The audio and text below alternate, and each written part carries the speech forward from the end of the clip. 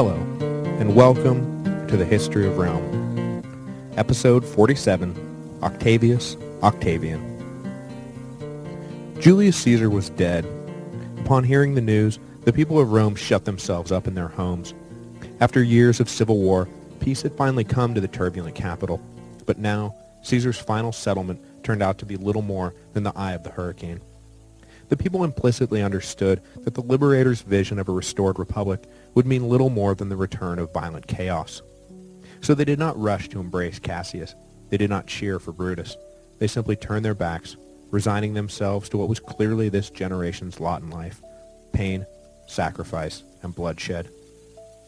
And not only did the people of Rome get it exactly right, that Caesar's murder would lead to renewed civil strife, but the liberators got it exactly wrong. Far from restoring the old republican order, the assassination of Julius Caesar hastened its demise. The liberators made three basic intertwined mistakes. First and foremost, they had no plan for what to do after Caesar was dead. In a classic display of not thinking through the consequences of one's actions, they were so obsessed with removing the dictator that they did not think about who would fill the power vacuum when he was gone. It seems not to have occurred to them to make arrangements for someone, anyone, to assume executive power once the man who had consolidated nearly all executive power into his hands was gone. It was a palace coup without a replacement king waiting in the wings. And this exposed their second great mistake, focusing all their attention on Caesar. In the moments after the assassination, Mark Antony fled from Pompey's theater, disguised himself as a slave, and fled the city, convinced that he would be a target of assassination himself. When you depose a ruler, it's just common sense to purge his supporters at the same time. Otherwise, they come back and undo everything you were trying to accomplish by deposing the ruler in the first place, which is, of course, exactly what Antony did a few days later when he realized no one was out to get him. As consul for that year, an unharmed Mark Antony had every legitimate reason to step into the power vacuum left by Caesar's death. If the liberators thought they were going to restore the republic by letting Mark Antony anywhere near power, they were mistaken, bordering on delusional. As Cicero later said, the Ides of March was a fine deed, but half done. Letting Antony live was incredibly short-sighted. Finally, the assassins completely miscalculated the people's reaction to the death of Caesar. The liberators, who were all high-born senators, seemed to have been living in something of a bubble. They saw Caesar as a dangerous tyrant. Removing him from power was a self-evident good. But the lower and middle classes saw Caesar not as a dangerous tyrant, but as a powerful advocate of their interests, a man who had always gone to bat for them against the oligarchy of wealthy princes who never gave them the time of day, who gobbled up their land, hoarded the profits of empire, and forced them to live wretched lives in urban slums. If the liberators thought murdering Caesar was going to make them heroes to the people, they understood nothing about how the average Roman lived. They would pay a price for their blindness. In just a matter of days, these men who thought themselves heroes, who believed they had just delivered Rome from one of history's greatest monsters, would find themselves on the run, their homes ransacked, and their heads called for by the enraged masses of Rome. Perplexed, and perhaps a bit offended that the liberators had not thought him worthy of assassination, Mark Antony returned to Rome a few days after the Ides of March, quietly reassuming the consulship which, with Caesar now gone, was once again the highest office in the land. The first order of business was to open Caesar's will and find out how the late dictator planned to allocate his power and fortune.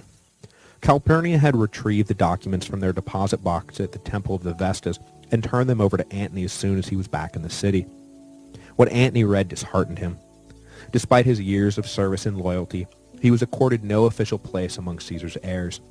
Instead, incredibly, Caesar left 3/4 of his fortune to his practically unknown and certainly untested 19-year-old great-nephew, Gaius Octavius. Even more incredibly, Caesar stipulated in the will that he was adopting Octavius posthumously. Just like that, Antony was faced with a dangerous rival for power. He had assumed that with their old general dead, the loyalty of Caesar's legions would naturally pass to his chief lieutenant. But now, suddenly, there was a son of Caesar. Would the legions rally to this upstart, or would they stick with the man who had shared their barracks and mess tents through all these long years of war and hardship? It was not a rhetorical question. Across the empire, the legions who had pledged themselves personally to Caesar would now be faced with a choice: the son or the best friend. Gaius Octavius, the man who would become Caesar Augustus, was born during the consulship of Cicero in 63 BC. He was the son of an up-and-coming novus homo, also named Gaius Octavius, who had been recognized as a rising star and married to Julius Caesar's niece Attia. However, when young Gaius was only 5, his father had died, and his mother remarried a cautious politician named Lucius Marcius Philippus. His early years were spent primarily in the care of his grandmother, Caesar's sister Julia, who oversaw his education until she died in 51 BC. There did not seem to be anything particularly remarkable about the boy, certainly nothing to indicate that in a few years he would become, the master of the known world.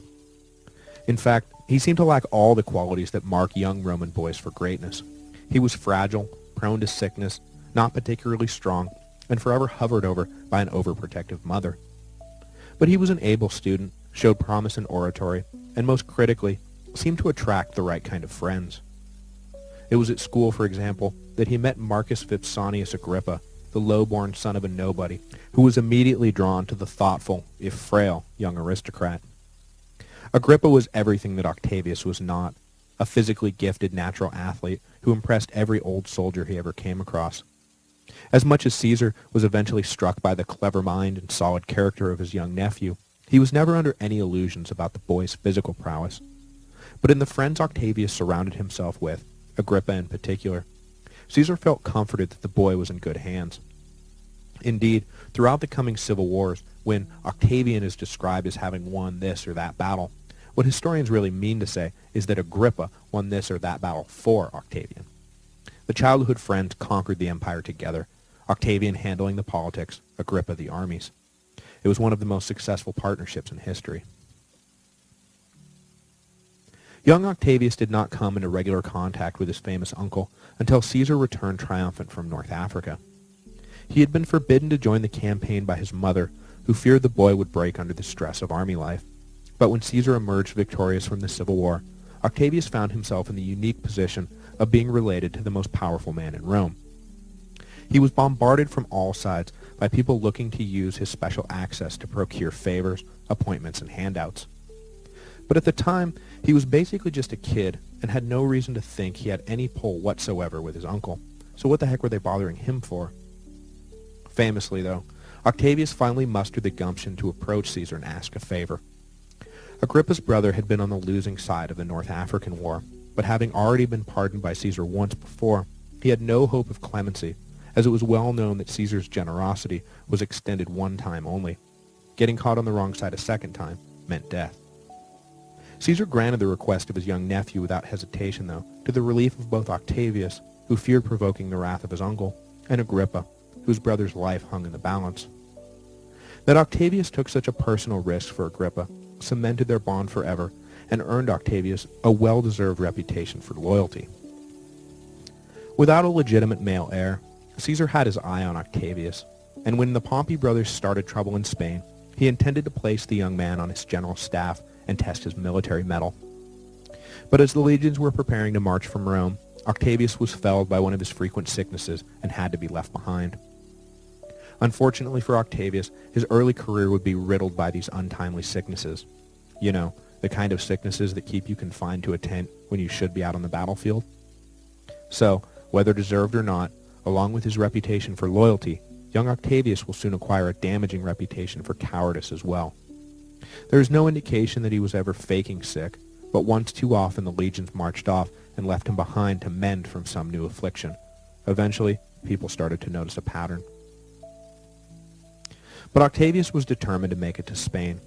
So when he recovered, he set out with a small cadre of friends, Agrippa included, to join Caesar at the front. But if he hoped to get his first taste of battle, he was too late. By the time he reached Spain, the war was already over. But it was not a total loss. Caesar had Octavius stay with him in his tent, and when the legions packed up and headed back to Rome, Octavius spent most of the journey in his uncle's carriage, picking the brain and having his brain picked by the great general. And despite his late arrival, he earned the respect of Caesar for having set out on his journey before knowing the outcome of the war, unlike the endless stream of politicians who waited to find out who won before pouring out of Rome to find Caesar and pay their respects. Octavius, though, was eventually dislodged from his prime seat alongside Caesar, when Mark Antony joined the caravan in Gaul. Octavius found himself in the next carriage back, seated alongside Decimus Brutus, one of Marcus Brutus's cousins, and a longtime supporter of Caesar, who would soon join the Liberator conspiracy and then play a central role in the early stages of the post-Ides of March civil wars between the Senate, Octavius, and the man who had just taken Octavius's spot in Caesar's carriage, Mark Antony. At some point during the journey home from Spain, Caesar made up his mind about Octavius, and when they returned to Rome, one of the first things he did was rewrite his will, officially declaring that in the event of his death, Octavius was to be posthumously adopted and put in charge of the family and fortune of the Julii. As an ironic historical footnote, the will also stipulated that Octavius was dead or refused the inheritance, then everything should go to Marcus Brutus, the man Caesar had always loved and treated as his son. Et tu, Brute? To prepare Octavius for a life at the forefront of war, politics, and empire, Caesar introduced his new heir, not that anyone, Octavius included, knew that Caesar had rewritten his will at this point, to the life of an all-powerful official. The young man acted as a sort of administrative assistant, serving as an intermediary between the hordes of men who wanted 5 minutes, just 5 minutes, with Caesar, and the man himself, who did not physically have time for them all. Octavius learned quickly how politics really worked, what was important, what could be left for another day, who should be flattered, and who could safely be ignored. After this crash course in practical administration, Caesar arranged for Octavius to complete his education in Apollonia, where he would learn oratory from the Greek masters and soldiering from the Macedonian legions. Then, in a few months, when Rome launched its invasion of Parthia, Octavius would serve alongside Caesar and learn his final, most valuable lessons: how to run an army, how to win a war. But of course, Octavius would never learn those final lessons from his uncle. Word came from his mother in a letter dated March 15th, 44 BC, that Caesar was dead. Even though she did not yet know the content of Caesar's will, simply by virtue of being a male relative of the murdered dictator, Attia knew that her son was in danger. She implored Octavius to return to Rome, but avoid getting entangled in the public fallout of the assassination. This request directly contradicted the advice Octavius received from his friends and mentors in Apollonia, who encouraged him to immediately take command of the 5 legions in Macedonia, march on Rome, and avenge his uncle. While making no commitment to a private life as his mother wished, Octavius rejected the notion that he could or should lead 25,000 men in an illegal invasion of Italy.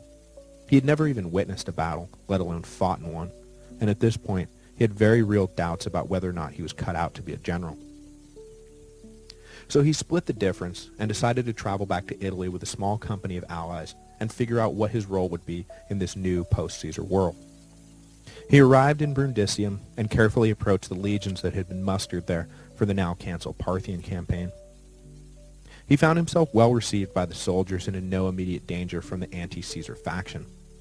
Apparently, back in Rome, Antony had delivered a funeral oration in the Forum while Caesar lay in state, and had whipped the masses into an anti-liberator frenzy. He told them that Caesar had always held the people at the forefront of his mind, and that according to his recently opened will, the bulk of his property would be given to the citizens of Rome. Then he brought out Caesar's blood-stained toga and held it for all to see, pointing to each stab hole in the fabric and naming the assassin. Here, Cassius. Here, Brutus. The inflamed masses rioted, looting the shopping pavilions and building a massive funeral pyre for the body of Caesar. Then they turned on the liberators, who were forced to flee the city while the angry mobs overran their homes. Of course, Octavius soon learned that Antony's speech had been full of exaggerated showmanship. The bulk of the Caesar estate had not been left to the citizens of Rome. It had been left to him. Though the estate was not technically left to Gaius Octavius, it was instead left to Gaius Julius Caesar Octavianus, Caesar's posthumously adopted son. What role would Octavius have in the new post-Caesar world? How about one right smack dab in the middle of everything? His mother begged him to refuse the adoption and inheritance. She understood perfectly well what it meant to be Caesar's sole heir, what would be expected of him, and what enemies he would immediately earn. If he took Caesar's name, in all likelihood, he would share his uncle's fate. But weak and fragile Octavius revealed some of the steel lurking in his heart and rejected this advice. No, he would become Gaius Julius Caesar, avenge his late father, and guarantee the dictator's legacy. At this point, Octavius apparently dropped his old name altogether, and henceforth went by simply Gaius Julius Caesar, the name that would rouse the passion and loyalty of his newly inherited allies. His old name Octavius, amended to Octavianus to denote that he had been adopted out of his biological family, was still officially attached to his identity, but in practice it disappeared. However, historians label the new Gaius Julius Caesar Octavian through this period, simply to avoid confusing him with his dead uncle. So, just to recap, before the adoption, we call him Octavius. After the adoption, but before he wins the Civil War, we call him Octavian. After the triumph over Mark Antony, we call him Augustus, a title conferred on him by the Senate in 27 BC. His friends, however, called him Gaius, while everyone else called him Julius Caesar. Got that? Good. Octavian was hailed by Caesar's legions in Brundisium as their rightful new leader, much to the chagrin of Antony. But it was not just the name of Caesar that drew the legions to support Octavian so readily. Having run the assassins out of town, Antony's posture suddenly became conciliatory. He met with the Senate and appeared to be arranging a truce, amnesty for the liberators in exchange for the Senate's promise not to cancel any of Caesar's reforms or appointments. To the men of Caesar's legions, though, this was nothing less than a betrayal. They didn't care about avoiding a new civil war or the greater good of the state or Antony's personal ambition. They wanted revenge. Their honor demanded it. Antony's honor ought to have demanded it too. To see him meeting with the Senate and talking compromise was an outrage that Octavian immediately capitalized on. The young Caesar made for the capital, and blowing up his mother's dream of a quiet, safe, private life for her son, set about publicly destabilizing the shaky truce in Rome. Even at this early stage of the game, it was obvious that Octavian's ambitions were lofty, and that he just maybe had the talent to pull it all off. But he was young and needed time to consolidate his position. He did not need any grand alliances leaving him isolated, the odd man out in what was shaping up to be a deadly game of political musical chairs. So he riled up Caesar's veterans, turning them against Antony and promising to do what the waffling consul would not, avenge Caesar's death. The campaign against Antony was designed to either alienate him from Caesar's old legions, and thus deny him his most important power base, or force him to abandon his possible alliance with the Senate in favor of a more radical position to mollify the troops. Antony, predictably, chose the latter. He knew he was nothing without the support of Caesar's legions. So he broke off talks with the Senate and embraced far more extreme positions. But his rage at the upstart Octavian knew no bounds, and throughout the next few months, while the two shared the spotlight in Rome, Antony took every opportunity to ignore and demean the young man, going so far as to withhold Octavian's rightful inheritance and stall the official adoption proceedings. But whatever personal slights were inflicted on him, Octavian was satisfied with having divorced Antony from the Senate. As a part of Antony's political shift, he exchanged the offer of clemency for the liberators with forced exile. He pushed through obscure foreign appointments for the lot of them, forcing them out of Italy so they would not get in the way of the Caesarians as they re-entrenched. He also forced through a Cisalpine Gaul proconsular appointment for himself to take effect as soon as he left office. This meant cutting short the term of the current governor, Decimus Brutus, who was not likely to give up his position without a fight. One of the liberators, maintaining his strategic placement at the head of an army just north of Rome, was of the utmost importance for the remaining Republicans, and Antony relished the opportunity not only to put himself in that all-important province, but to remove an obvious threat at the same time, hopefully regaining the trust of Caesar's legions by declaring war on one of the dictator's assassins along the way. Antony called in 5 legions stationed in Macedonia and ordered them to cross the Adriatic and meet him in Brundisium. When his term as consul ended, he would march them north and force Brutus to capitulate. But as autumn gave way to winter, Antony's position began to deteriorate. In September of 44 BC, in retaliation for turning against the Senate, Cicero aimed his considerable rhetorical artillery directly at the consul and opened fire. Using as a model the attacks on Philip II, Alexander the Great's father, by the Greek orator Demosthenes, Cicero delivered a series of scathing orations, collectively known as the Philippics, denouncing Antony. He asked the Senate to declare the dangerous consul an enemy of the state, while going out of his way to heap praise on Octavian, who he had clearly determined was the lesser of the two Caesarian evils. Cicero succeeded in turning public opinion against Antony, but the orations were probably the final nail in his coffin. In a few months, when a reconciled Antony and Octavian meet to discuss the fate of their enemies, Antony will be uncompromising on the question of Cicero. The old windbag was dead. Dead, dead, dead. Even worse for Antony, though, word came in November that 2 of the 5 Macedonian legions were defecting to Octavian's banner. The young man was lucky to have spent the months leading up to Caesar's assassination in Greece, and had become quite popular with the troops in Macedonia. For the first time, it wasn't just the name of Caesar, but the personal magnetism of Octavian himself that was having an effect on the balance of power. With the army going to Octavian, and Cicero lining up the Senate to support the young Caesar, and the people turning against him, Antony knew he had to act fast. Before his term as consul ended, he collected the 3 legions still loyal to him and marched for Cisalpine Gaul. He would dislodge the assassin Brutus and hold the rich and strategically important province for himself. Plus, no one had yet taken into account the tens of thousands of troops stationed in Gaul and Spain. The officers in charge of the legions of Western Europe were his personal friends, and the soldiers his longtime comrades. Antony was confident that they would back him over the growing Octavian senatorial alliance. At the end of 44 BC, he marched out of Rome bloodied, but not beaten. Next week, Antony will bottle up the governor of Cisalpine Gaul, Decimus Brutus, and nearly starve him into submission. But the new consuls for the year 43 BC will raise armies and march to Brutus's relief, having already followed Cicero's advice by declaring Antony an enemy of the state. Marching with them, headed towards his first battle, will be the newly appointed propraetor Octavian. Though for the briefest of moments Antony and Octavian will find themselves on opposite sides, they will soon come to an agreement, forming an alliance along with Caesar's old consular colleague Lepidus. And while the First Triumvirate had been a powerful political force, it had nothing on the brutal ruthlessness of this new alliance, the Second Triumvirate.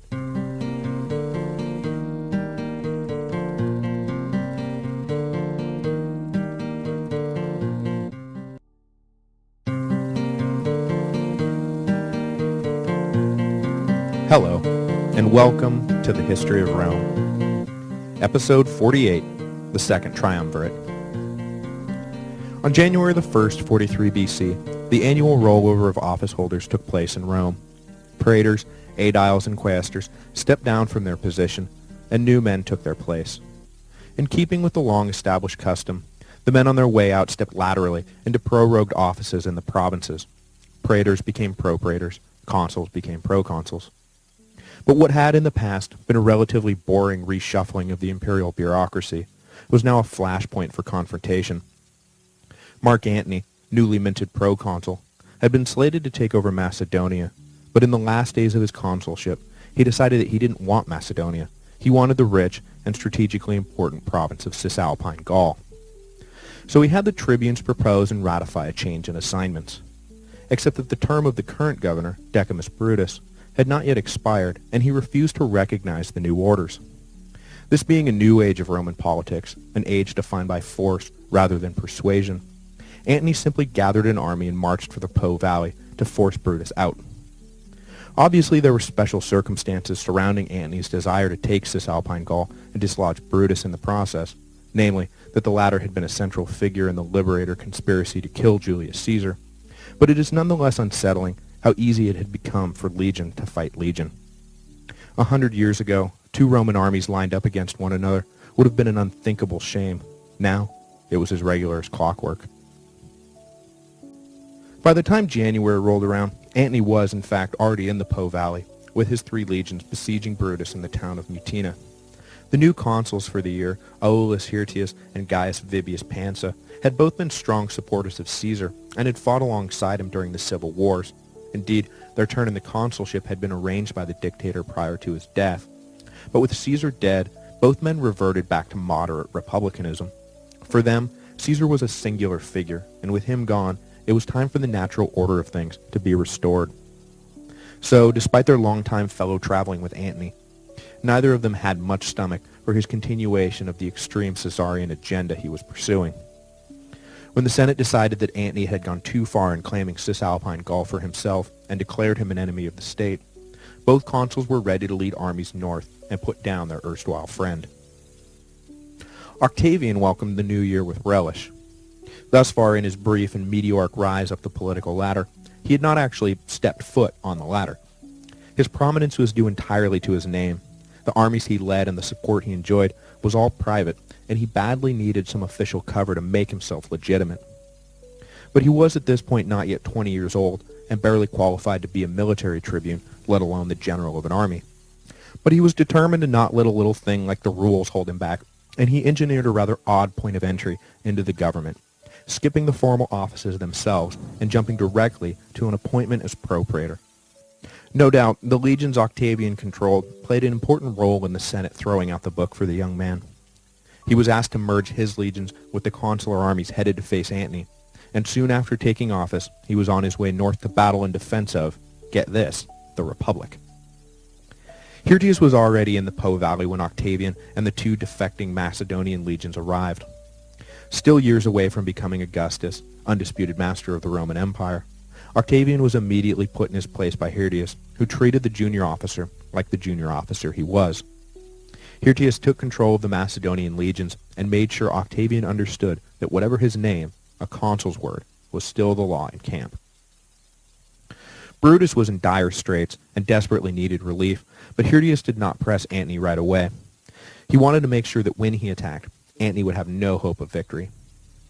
Julius Caesar may have been the luckiest general alive, but he was dead now. An overwhelming force might actually count for something again. So he waited while his colleague Pansa finished raising 3 new legions. Antony would stand no chance against their combined armies. At the beginning of spring, Pansa was ready and began to march north. Antony was fully aware that he would soon be outnumbered, so he broke off his focus on Brutus and headed down to ambush Pansa before he could link up with Hirtius and Octavian. At the small village of Forum Gallorum, Antony's veteran legions surprised the raw recruits led by Pansa and crushed them with relative ease. Pansa himself was injured in the fighting. The only drawback, though, to easy victory is that it breeds complacency, and while Antony's men strolled merrily back to camp, they were surprised by Hirtius's army, who had marched south when the consul realized what Antony was up to. The only thing that saved Antony's legions was the onset of night, which forced an end to what was shaping up to be a slaughter. Missing all the fun was Octavian, who was apparently left behind to guard the camp, a fact that Antony would use to needle his rival for years. Remember Forum Gallorum when you... Oh no, wait, you weren't there, were you? But 6 days later, Octavian would be present for the assault on Antony's camp. Hirtius may have lost the edge of overwhelming force, but Antony's men were in bad shape and looked ready for a finishing off. The consular army stormed Antony's camp and broke through the gates. Octavian, for the first time, found himself in the thick of battle. Legend has it that when Hirtius was killed near Antony's tent, that it was Octavian who dragged his body out of harm's way, though a later, equally repeated rumor has Octavian secretly killing Hirtius in the din of battle so he could seize control of the army from a general who had disrespected him. Both stories are likely fabrications. Octavian's career will be filled with these kinds of contradictory myths and slanders. Put simply, though, we know that he was there, we know that he fought, and we know that in his first real battle, he was on the winning side. Antony was forced to retreat, and the siege of Brutus was lifted.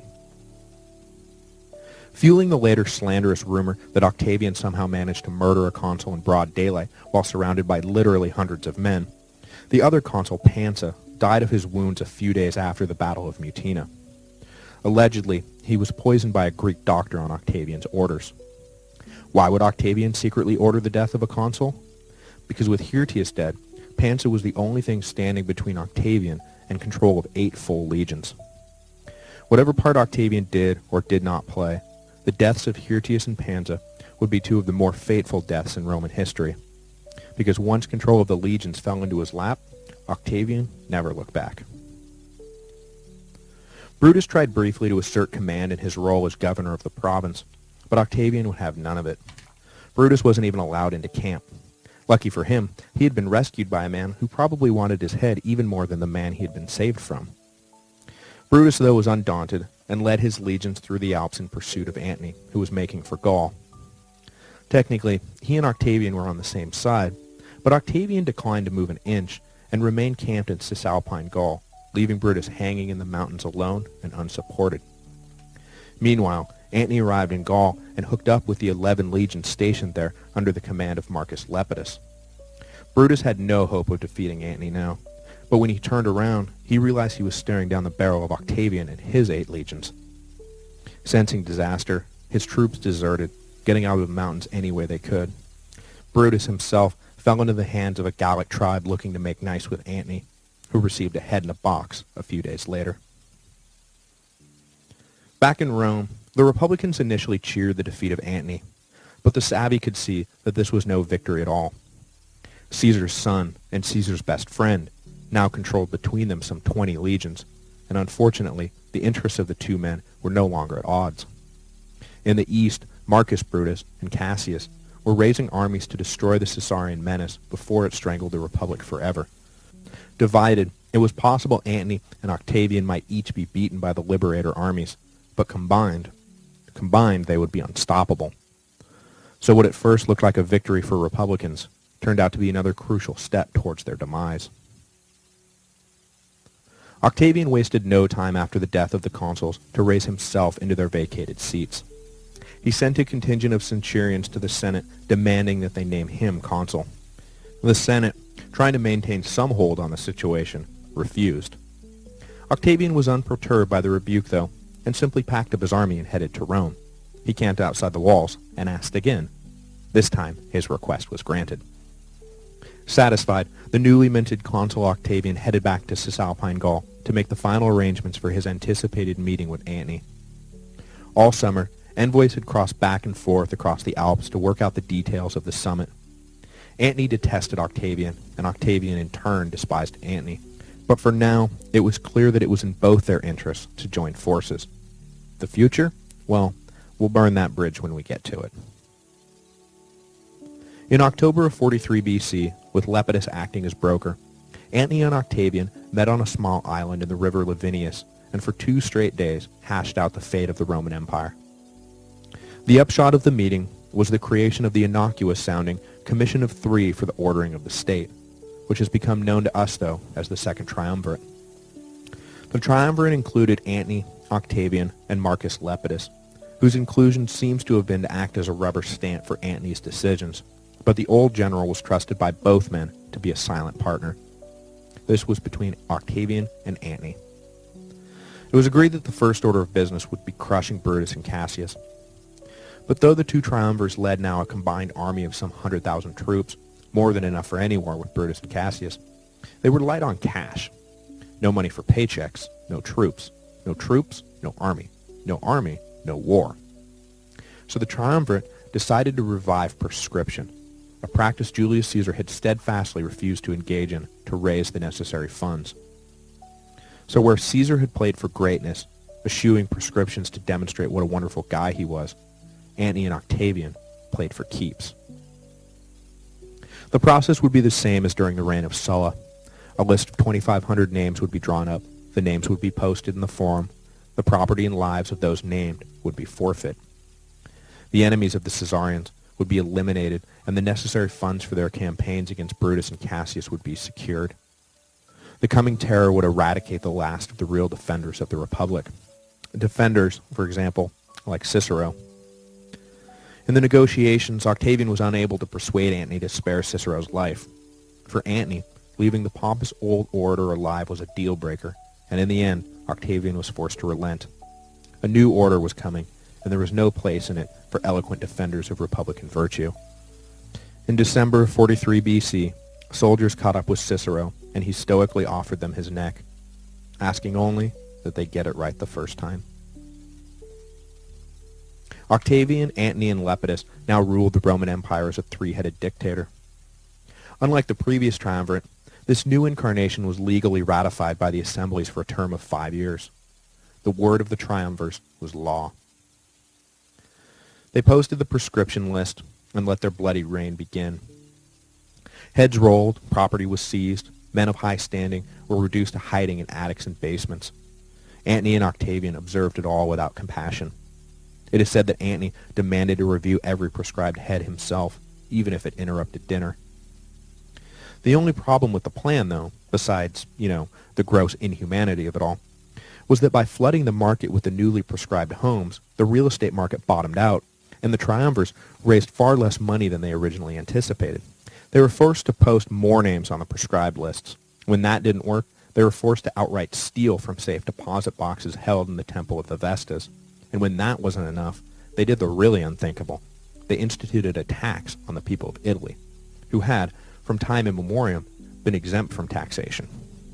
Even during the days of Rome's initial rise to power over the peninsula, conquered tribes were usually asked for soldiers rather than cash as the price of their servitude. The new tax, in fact, would prove to be far more unpopular than the prescriptions. But the triumvirate, unpopular as they were making themselves, finally scraped together enough to fund their war. It was time to head east and deal with the murderers of Caesar.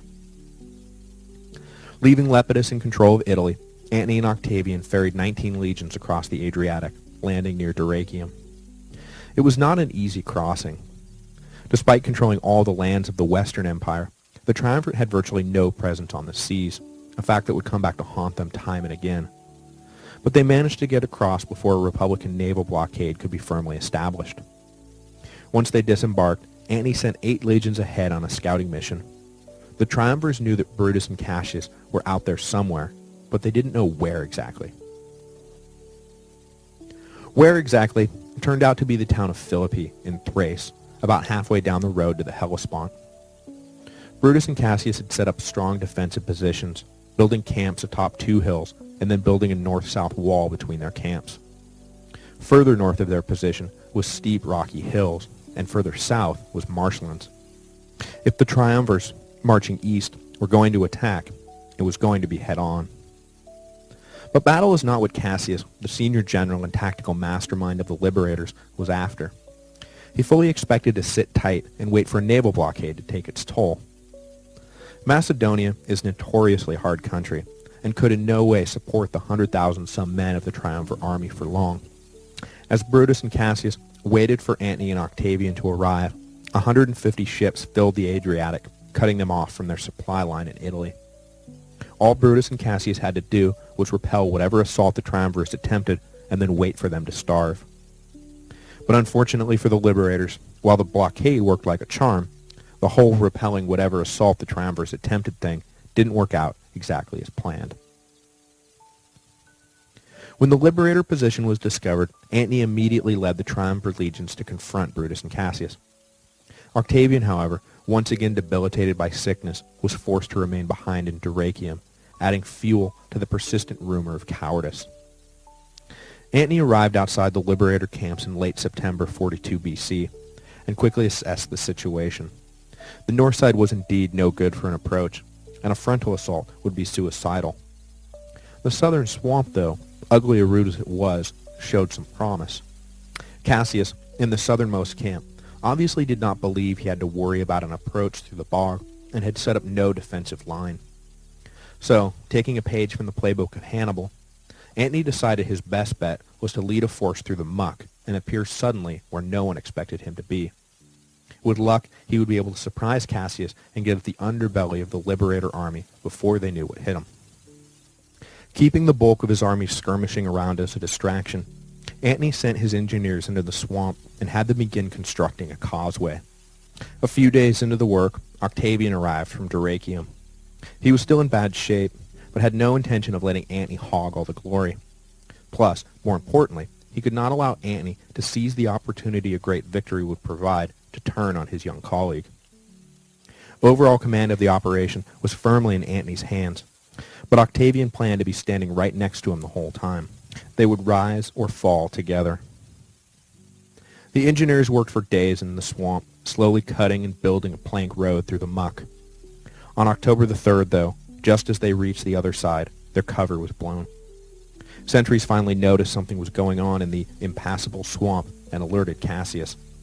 The Liberator General acted fast, ordering that fortifications be built into the swamp, bisecting the causeway, and trapping the lead insertion force in enemy territory. Recognizing that the jig was up, Antony ordered a full-on attack, targeting the place where Cassius's main defensive wall met the swamp. Taken off guard by the sudden frontal assault, Cassius's men were unable to prevent Antony from breaking through.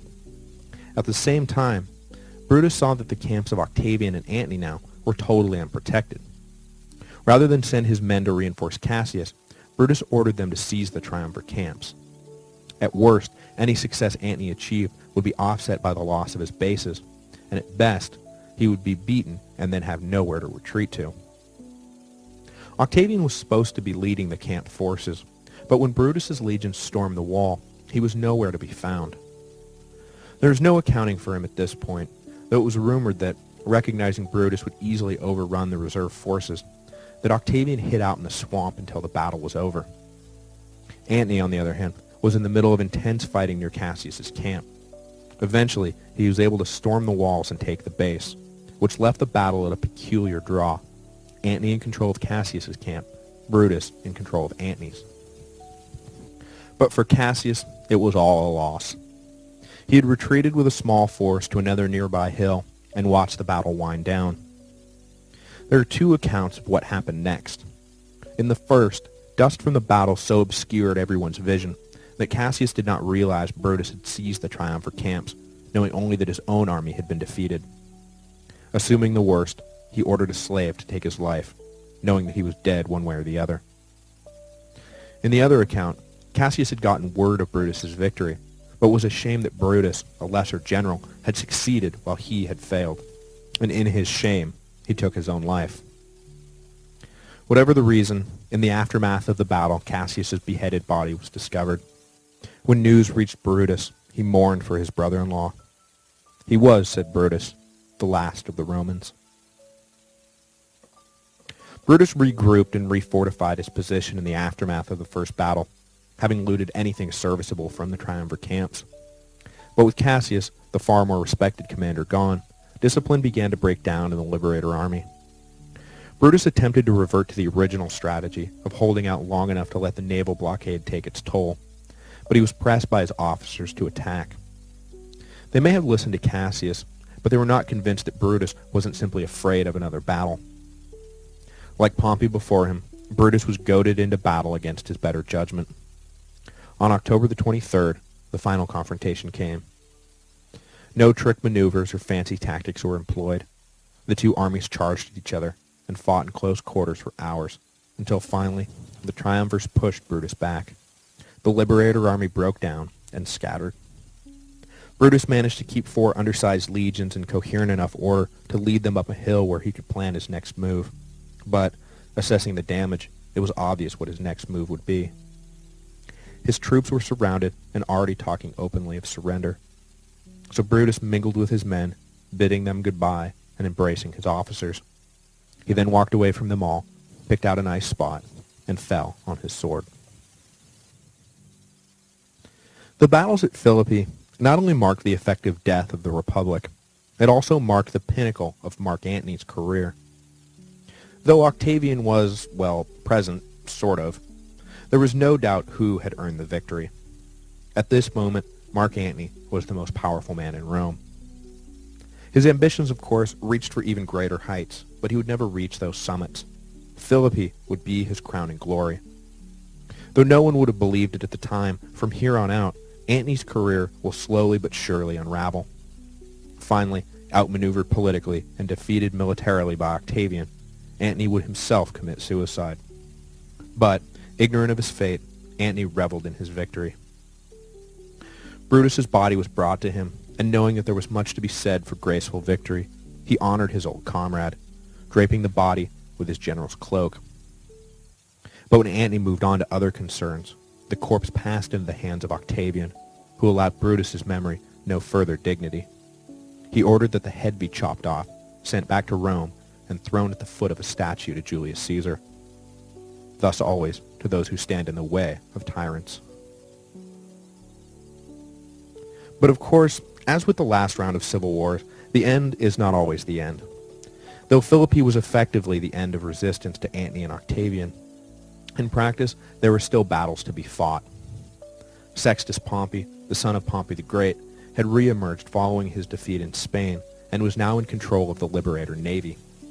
Depending on who you were talking to, Sextus was either the noble admiral of the Republican fleet or a dread pirate. But everyone agreed that he was a massive thorn in the side of the triumvirs. Whatever climax had allegedly played out at Philippi, Sextus was not going to be giving up anytime soon. If the triumvirs couldn't be defeated on the battlefield, Sextus decided the next best thing would be to literally starve them of support. Let's see the triumvirs try to control a capital that is about to have its food supply cut off completely. Hungry citizens are never complacent citizens. Breaking Sextus's naval blockade of Italy would be the overarching concern of Octavian for years as he tried to solidify his hold on the Western Empire. Antony, as the senior triumvir, remained in the east where he planned to follow up his victory at Philippi with an even greater victory over the Parthian Empire. Once the Parthians were defeated, he would be in a strong enough position to break the triumvirate and knock troublesome Octavian out of the picture for good. That was the plan, anyway. Next week, there will be no episode. I know I just skipped a week like a month ago, but I'm going to have to do it again. The soon-to-be Mrs. History of Rome is graduating on Friday, and we are hosting out-of-town dignitaries throughout the week. So I'm going to be a good host and not hole up with my laptop. I hope you understand. But we will return in 2 weeks and trace Octavian's attempt to maintain order in the West and Antony's disastrous attempts to conquer the East. Finally, I would like to wish a happy birthday to faithful listener George in Los Angeles. I hope you like the book.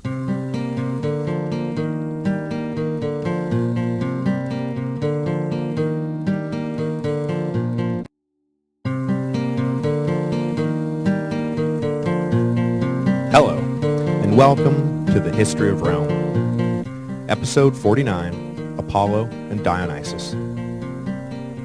Last time, Antony and Octavian, but really, Antony, defeated the combined armies of Brutus and Cassius at the Battle of Philippi in late 42 BC, just 2 years removed from the assassination of Julius Caesar, an assassination that was supposed to herald the return of the Republic. The Romans were as far removed from democracy as they had been under the Tarquins. Power now resided fully in the hands of just 3 men, Octavian, Antony, and Lepidus. Their word was law, no debate, and no appeal. But of course, it was not the final ambition of any one of the 3 to rule with colleagues. They all aimed to hold the prize for themselves. For now, the Triple Alliance held because their triumph was too fresh not to be threatened on all sides by men who, having submitted, now waited for any opportunity to throw off the triumvirate yoke. But, even understanding their precarious position, the dynamic within the triumvirate began to change.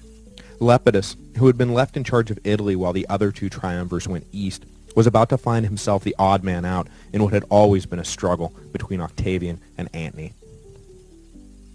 After Philippi, the balance of power that would define the next few years of alliance and rivalry between the 2 lead triumvirs began to shake out. Mark Antony stayed in the east with 8 legions, while Octavian took the remaining troops, old Caesarian veterans and surrendered liberator soldiers alike, back to Italy. The 2 triumvirs had signed an agreement granting Antony power over the empire east of the Adriatic and Octavian the west, except in Greater Gaul, which remained in Antony's hands. Each would focus on their sphere of influence to solidify power for the triumvirate. Antony obviously had the more glamorous position. It had long been a Roman ambition to invade Parthia and move the empire into the eastern interior. It was now up to Antony to pick up the baton dropped first by Crassus and then by Julius Caesar and carry it across the finish line. Octavian, meanwhile, was left with the unenviable task of demobilizing tens of thousands of veterans, finding them lands to settle on in an overcrowded continent without any money left in the treasury to purchase the necessary land. While Antony went off to play conquering hero, Octavian was left to play bureaucratic dunce, caught between angry veterans and angry citizens. Plus, the one real internal threat to the triumvirate remaining after Philippi was left to Octavian to deal with. Sextus Pompey, the now 25-year-old son of Pompey the Great, had gathered a pirate fleet and taken control of Sicily. For Antony, it was all Eastern queens, never-ending banquets, and planning for greatness. For Octavian, it was grain shortages, general strikes, and angry mobs. The main problem facing the triumvirate, which was fast becoming a biumvirate, especially now that the rich province of Spain had been taken away from Lepidus and given to Octavian, was that the state coffers were empty. No thought had been spared for the future when the triumvirate built their war machine to face Brutus and Cassius, but, having won now, they were faced with the consequences of victory. In particular, promises of land had been made to the soldiers to entice them into the army in the first place and then keep them there through the hard times. Now the bill was coming due. In the past, as with Pompey's veterans or Julius Caesar's veterans, the riches won in battle were used to purchase property for the retiring soldiers. Though there was no enshrined eminent domain protection that required the state to pay a fair price for seized land, it was simply practical to do so. It kept hurt feelings to a minimum and left everyone, soldier and citizen alike, relatively happy. But Octavian and Antony had not conquered foreign lands and returned home seated atop a massive pile of cash. They had barely emerged from a bitter civil war that had left them very, very poor, rather than very, very rich. Back in Rome, Octavian faced a choice: renege on the promise to the some 40,000 soldiers scheduled for retirement, or simply take by force the land needed to keep his word.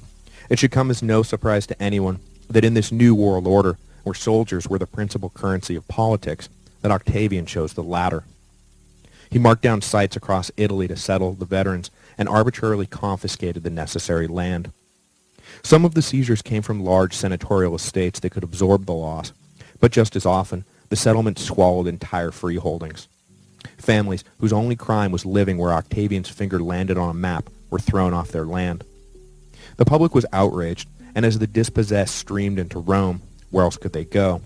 Riots broke out between ex-soldiers and evicted citizens. Octavian realized he could only push the civilian population so far before they would come after him with pitchforks, and so he called a halt to the confiscations.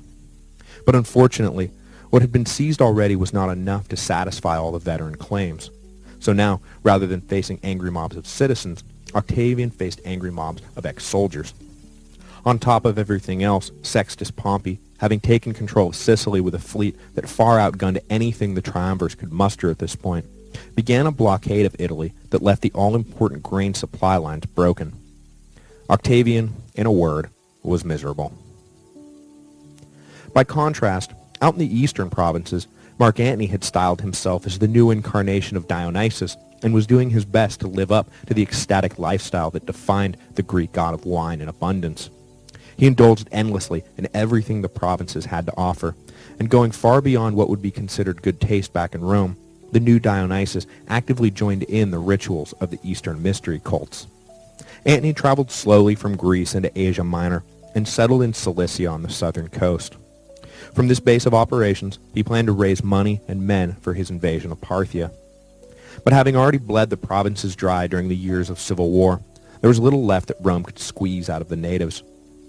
Realizing increased taxes weren't getting him anywhere fast, Antony's gaze naturally turned south across the sea to the rich lands of Egypt. Conveniently, now fully in control of her country, Cleopatra had styled herself as the new Isis. In Egyptian mythology, Isis was the sister and wife of Osiris, who had long been seen as an Eastern analog for, wait for it, Dionysus. The match was too perfect not to embrace completely. Antony invited Cleopatra to meet with him in Cilicia, and the queen agreed. The alliance they forged was mutually beneficial. Antony got the revenue stream he needed for his further adventures, and Cleopatra got a new Roman patron to protect her position in Egypt. Julius Caesar had been the personal guarantor of her rule, and with him dead, she needed a powerful ally in Rome to maintain the throne. It was a match made in heaven, literally, according to their mutual propaganda campaign. Antony decided to follow Cleopatra to Alexandria for the winter. Beyond the political alliance they cemented, the withers spent in each other's company produced twins. 41 BC arrived chock full of bad news for both triumvirs. In Italy, Antony's brother Lucius, who was consul for the year, conspired with Antony's wife Fulvia to foment a rebellion against Octavian. Just how in the loop Mark Antony was remains unclear. Of course, he claimed he knew nothing about it, but that was after the fact, after the rebellion failed spectacularly. Certainly, he took no active part in the machinations. He had other things to worry about.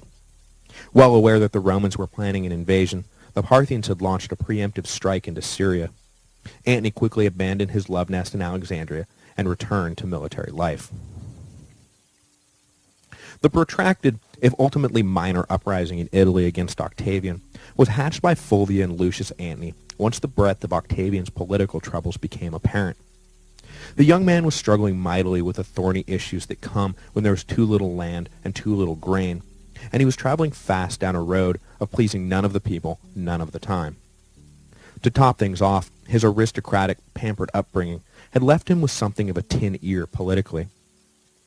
In the midst of a grain shortage caused by Sextus Pompey's blockade, for example, Octavian attended a lavish banquet where each guest came dressed as a different Greek god.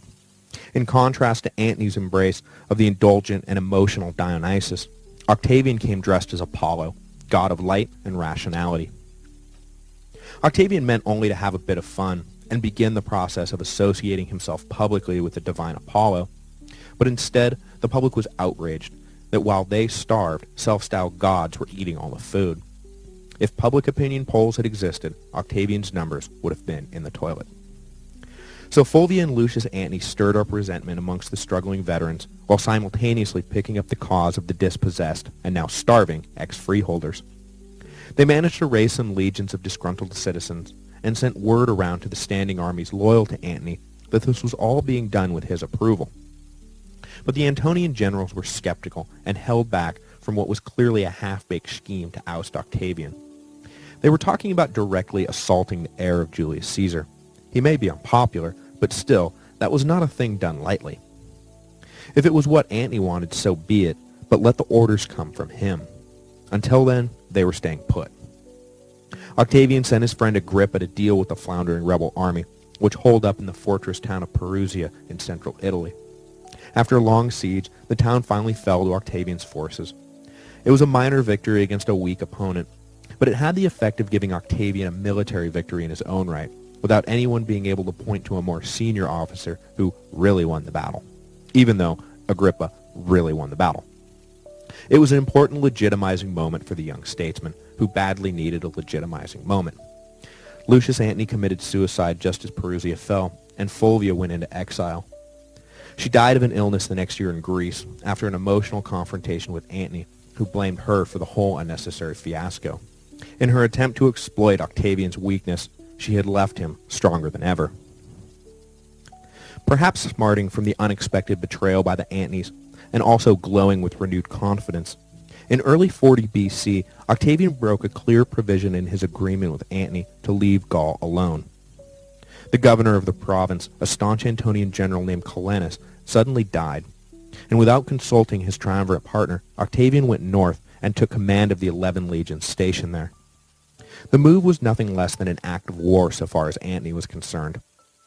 Leaving the east in the hands of his capable lieutenants, Antony immediately headed back to Italy to confront his young colleague.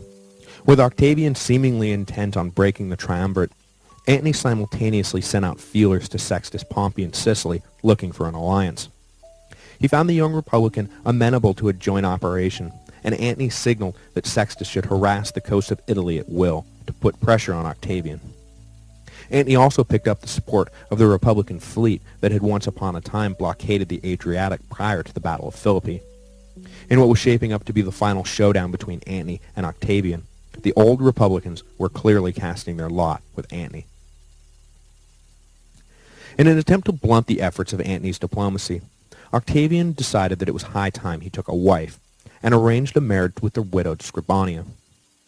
She was a much older woman, and seemed a poor match, until you consider that she was also Sextus Pompey's aunt-in-law.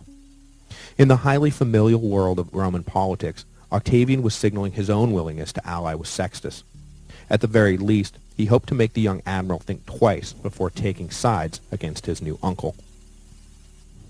Antony and his fleet arrived in Brundisium and found the city locked up tight by Octavian's garrison. A siege began, and Octavian hurried down with his armies to assess the situation. Was this the beginning of the end of the triumvirate? In an interesting turn of events, the answer turned out to be an emphatic no. Centurions in both camps had had enough of civil war. They had had enough of killing each other. They were friends, neighbors, comrades, in some cases family. Enough was enough. You know the old saying, what if they threw a war and no one showed up? At Brundisium, that's exactly what happened. The centurions went to their respective commanders and said, look, you do what you want, but we're not going to battle. We would suggest coming to some kind of an agreement, because the only way this is going to end now, if you both refuse to compromise, is some kind of single combat gladiatorial death match for control of the empire.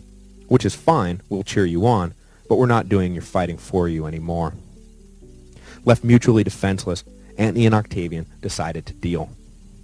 The Triumvirate alliance was reconfirmed, and the East-West power sharing was formalized, with Antony crucially conceding Gaul to Octavian. Lepidus still hung in there in his official triumvir, and was granted the province of Africa, but by now he was irrelevant. The third wheeled triumvir will make one last big play to get back in the game after the campaign against Sextus Pompey in Sicily, but it will only net him a forced retirement. The treaty was met with relief by the people of Rome, and further celebrated when news came of the final deal sealer. Newly widowed Antony would wed Octavian's sister, Octavia. The triumvirate was one big happy family again. They all returned to Rome together to celebrate the coming nuptials. Meanwhile, Sextus Pompey, who had so recently been courted by both triumvirs, was now out in the political cold again and returned to his blockade. But though he was not going to play the part of kingmaker, his strangulation of the grain supply routes was taking its toll in Rome, and the triumvirs came under immense pressure to come to terms with him.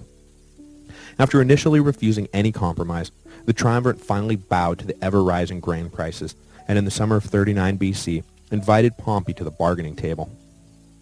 In exchange for lifting the blockade, the triumvirs offered to legalize his hold over Sicily, Sardinia, and Corsica, making the young man governor of all three islands. In addition, they would slate him for a consulship the next year. After mulling it over, Sextus agreed. By legalizing Sextus, the triumvirs also invited back into the fold all the Republican exiles who had fled to his banner. Proscribed families, lucky to get out of Rome alive, were now allowed to return to their homes.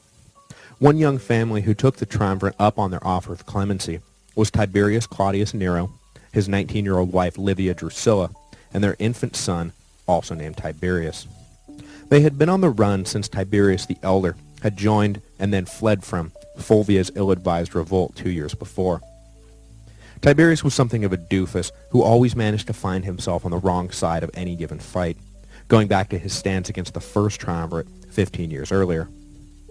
His only lasting contribution to Roman history was the fact that he agreed to a divorce when Octavian announced that he intended to marry Livia, having fallen madly in love with her at first sight. The only complication was that both Livia and Scribonia were pregnant. Devoid of sentimentality, Octavian divorced Scribonia on the day she gave birth to his only biological child, a daughter named Julia, in October 39 BC. He and Livia were wed 3 days after she gave birth to her second son, Drusus. With these marital ties lined up, the Julio-Claudian dynasty that we have all come to know and love finally fell into place. The infant Tiberius would, in time, be adopted by Augustus and then inherit the throne, becoming Rome's second emperor. His brother Drusus was the father of Claudius, grandfather of Caligula, and great-grandfather of Nero. Germanicus is in there too, but we'll get to all that. Almost immediately after securing the treaty with the triumvirate, Sextus realized that he had made a terrible deal. He was already in control of Sicily, Corsica, and Sardinia. There was nothing the triumvirate could have done about that. So he had bargained for control over things he already controlled. In return, he had given up the mantle of last defender of the Republic. The money and support that flooded his way for playing this part suddenly dried up. All his allies had returned home or given up on him. Octavian was no fan of the agreement either, but with the situation in the West finally settled, Antony clapped down on any talk of further aggression against Sextus. He needed things quiet in Rome if he was ever going to get the eternally delayed Parthian campaign off the ground. But by 38 BC, with Antony back in the east planning his war, and Sextus disrupting the grain supply again in an attempt to stay relevant, Octavian decided to ignore his colleagues' wishes and deal with the meddlesome Pompey once and for all. With the defection of one of Sextus's top captains, Octavian decided to strike while the iron was hot. He now knew where young Pompey was and exactly what his defenses were. If he could clear Sextus off the table quickly, Antony would return from the east with Octavian the undisputed ruler of the Western Empire. It was a seductive thought, and so he voided the treaty with Sextus and attacked. Octavian planned a two-pronged assault of Sicily. He ordered a fleet led by Sextus's ex-captain to sail south and attack the north coast of the island. Meanwhile, the Triumvirate himself would lead another force in from the east. He hoped to quickly pin Sextus down in Messana, just across the straits from mainland Italy. But this initial thrust turned into a complete debacle. The fleet coming south was challenged, defeated, and forced to retreat. Octavian quickly shifted his plans and decided to try to rush through the straits of Messana and link up with the retreating fleet. Two prongs were nice, but if this wasn't going to be as easy as he thought, one great big prong was better than two little prongs. But Octavian was an inexperienced naval commander, and as soon as he set sail, Sextus pounced and drove Octavian's fleet into the rocks. Octavian barely escaped with his life. Most of his fleet was either on fire or dashed on the rocks. In a cruel twist of fate, the next morning, Octavian and the survivors awoke to a sudden storm, and what few ships they had left sunk. Octavian struck while the iron was hot all right, and it burned him badly. Humiliated but undeterred, Octavian called for Agrippa to help plan a new invasion. To give his friend all the resources he needed, Octavian had the 26-year-old appointed consul for the year 37 BC. That whole year was spent building a new fleet. But because Octavian wanted to lull Sextus into a false sense of security, and because any attempt to construct anything in a regular port would likely be harassed by constant attack, Agrippa designed and built canals linking an inland lake to the sea.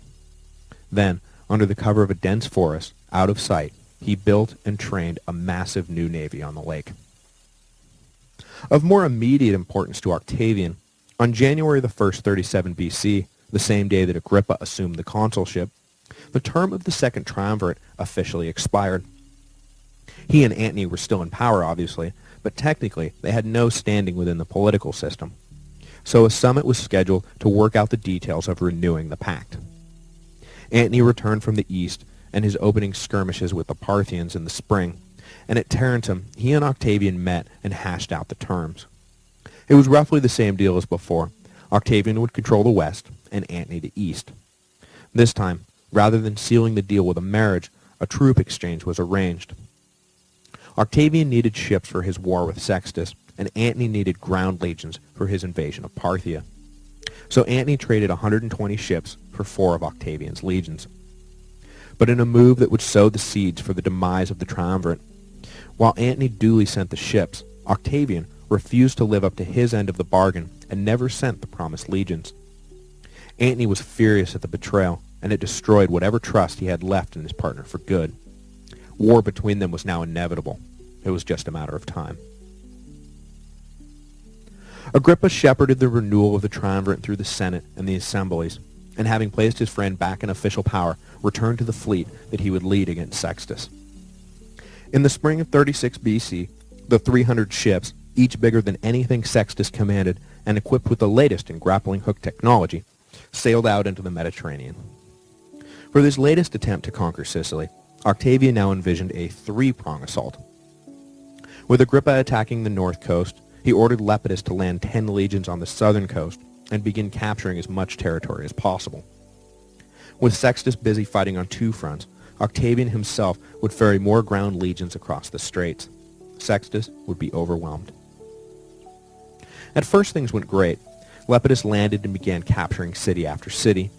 But when Agrippa attacked from the north, Sextus suspected that it was just a feint meant to distract from whatever Octavian was up to. So he left just enough ships to make a nice show of fighting Agrippa and led the rest around the Horn into the Straits of Messana. Octavian, thinking he had outsmarted Sextus, had landed with a force to establish a beachhead and then found himself trapped by the sudden appearance of Sextus's fleet. Braving possible capture, Octavian slipped through the blockade in a small ship to link back up with the rest of his army. It was do or die time now. He had to get the rest of his army into Sicily or all would be lost. Rumors were already filtering in that Lepidus was talking alliance with Sextus. Octavian needed to fill the island with his own men before any deal was struck.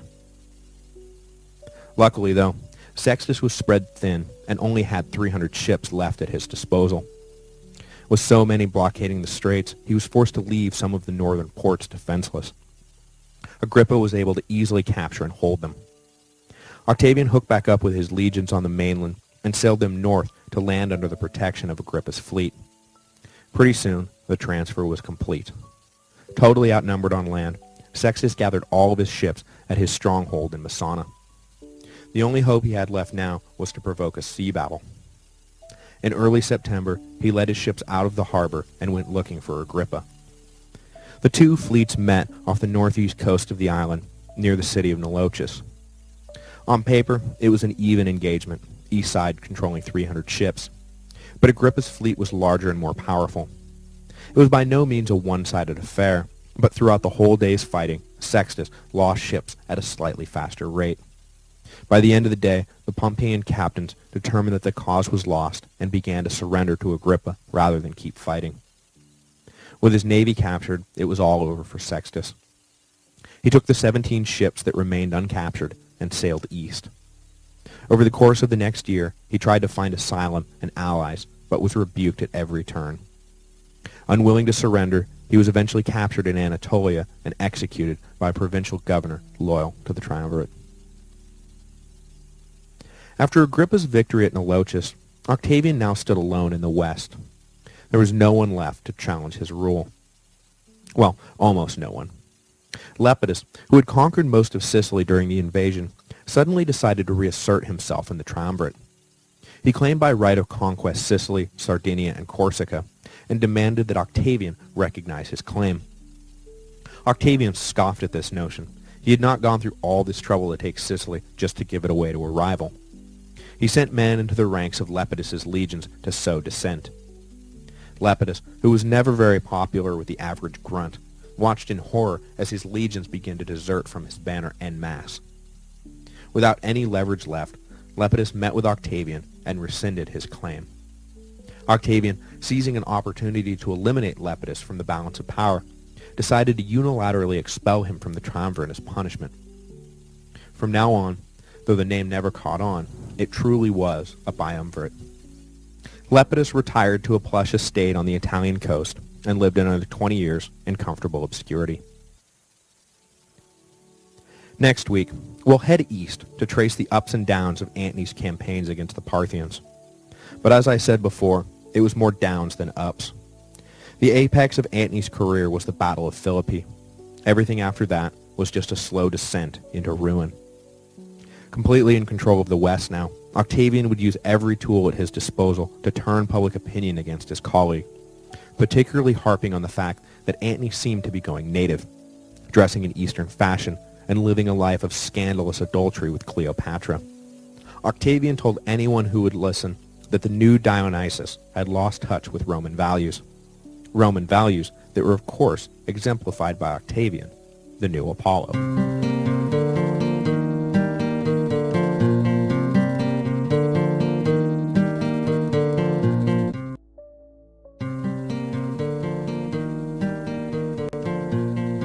Hello, and welcome to the History of Rome. Episode 50, The Donations of Alexandria.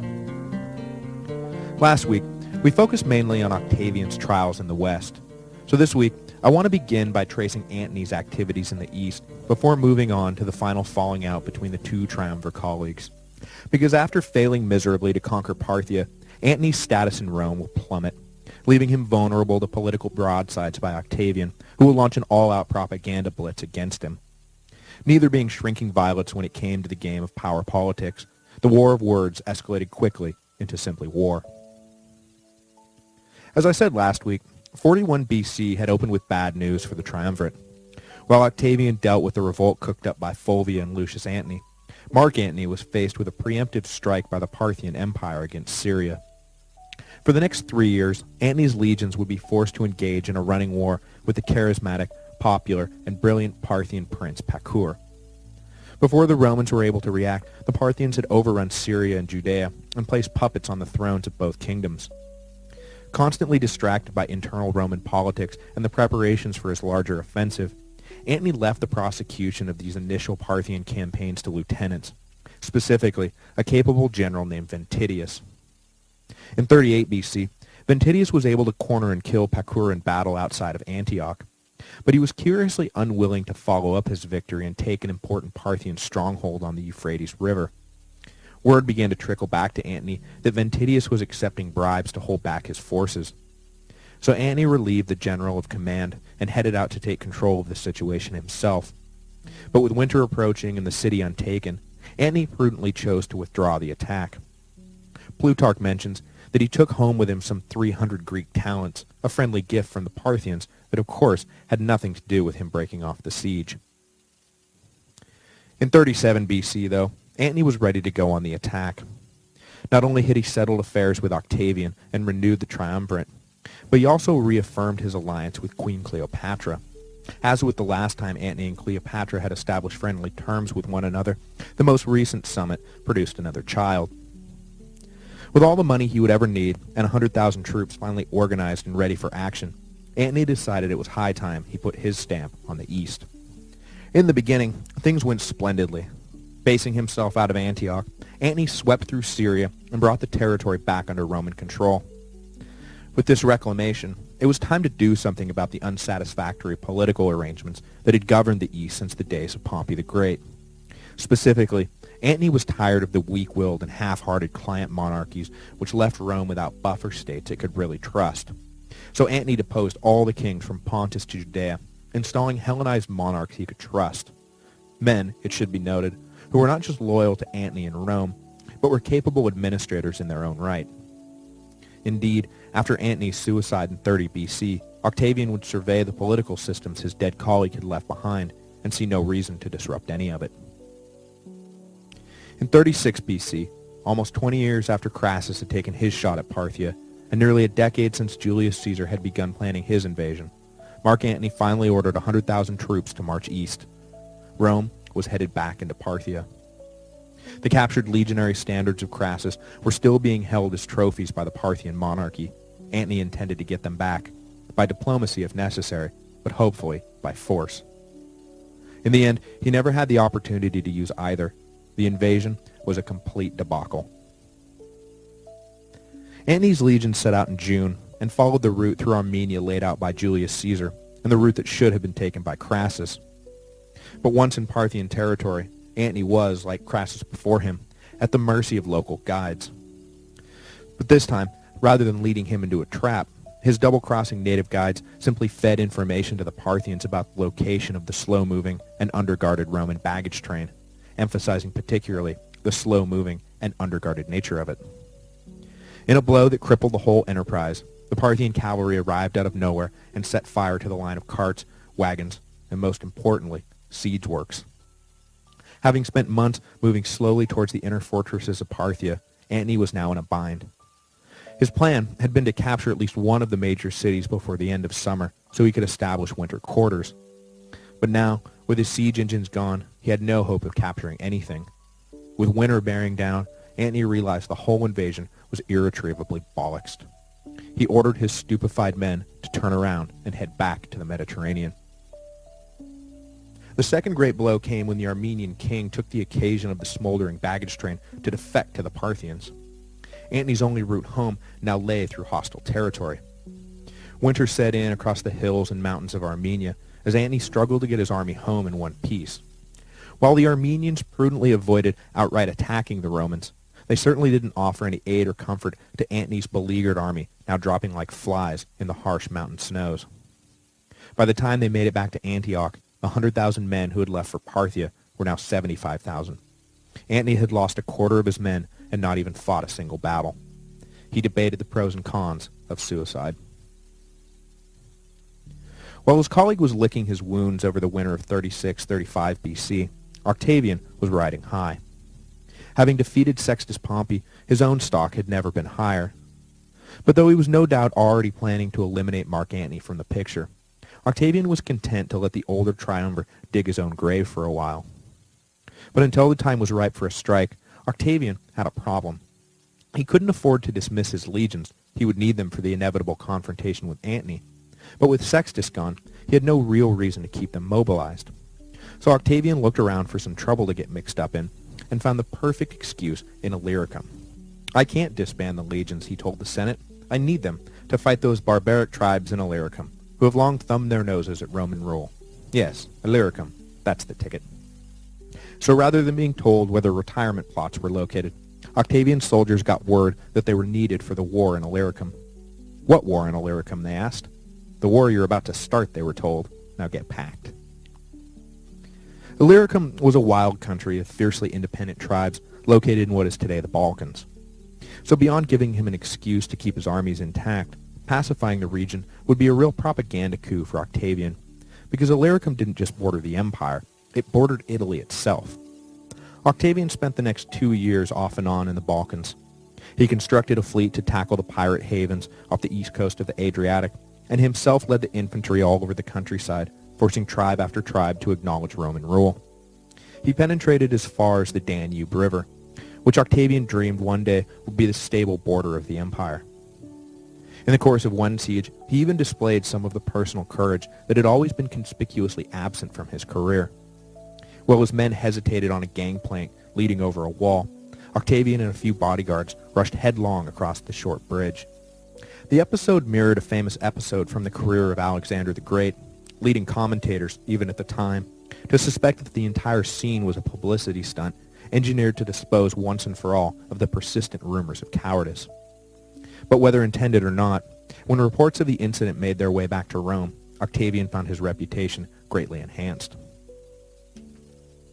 In 34 BC, while Octavian was entering his second year in Illyricum, Antony was ready to make amends for the shame of his disastrous invasion. He had spent the year and a half that had passed since returning from Parthia, living with Cleopatra in Alexandria. The fact that he was still married to Octavia does not seem to have entered his head at all. Though she had always been a loyal wife, the bond between Antony and Cleopatra had grown far beyond a mere political alliance. Octavian privately, and pretty soon publicly, fumed at Antony's blatantly disrespectful treatment of his sister. What did it say about him that he would ignore a fine Roman woman in favor of some Eastern temptress? But regardless of what the chattering classes thought about it, Antony was perfectly content with his life in Egypt. Some said he had no intention of coming back to Rome at all. And really, why would he? He was passing his days in splendid luxury, ruling over half the known world. Alexandria was a rich, cosmopolitan, and rationally laid-out city. In contrast to hot, crowded, noisy, and messy Rome, there was really no comparison. Arriving in the Egyptian capital after defeating Antony and Cleopatra, Octavian himself would be smitten with the well-thought-out metropolis he found. But rather than dream of moving to Egypt, Octavian dreamed of reinventing Rome. For the duration of his rule over the empire, Octavian, later Augustus, would spend enormous amounts of time, energy, and treasure trying to remake Rome in Alexandria's image, to turn the city of brick into a city of marble. But while Antony slowly went native in Egypt, his sense of Roman honor had not deserted him. The betrayal of the Armenian king had not been forgotten, and as soon as the spring of 34 BC rolled around, Antony set out to remove the offending monarch. Flashing some of the old brilliance, he made short work of the Armenian army and deposed the traitor king without too much difficulty. The victory in Armenia, however, would finally expose the growing distance between Mark Antony and the Roman people. Rather than finding some random, capable noble to reign as the new king of Armenia, Antony placed his own son Alexander on the throne. An even greater affront than the simple dynastic implications of the appointment was that Alexander was Antony's son with Cleopatra, not Octavia, and it only got worse after that. When he returned home to Alexandria, he staged a triumph to celebrate the victory. Never in history had a triumph taken place outside of Rome itself, and Roman opinion was scandalized. And as if the triumph itself wasn't bad enough, at the culmination of the event, Antony read aloud a proclamation that has since become known as the Donations of Alexandria. Just as he had awarded control of Armenia to Alexander, he announced his intention to give Cyrenaica and Libya to Alexander's twin sister Selene, and granted his youngest son Syria and Cilicia. He declared Cleopatra to be the queen of kings, and in the most provocative move of all, named Caesarion, Julius Caesar's son by Cleopatra, king of Egypt, king of kings, and crucially, the true heir of his father. When Octavian and the Senate heard about this series of proclamations, they erupted in outrage. Antony had gone off the reservation and was now putting his illegitimate children in control of Roman provinces.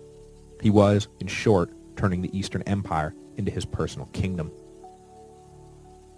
Octavian, though, as much as he railed against Antony in public for his monarchical ambitions, was not nearly so concerned about what child technically ruled what province and who was inheriting what.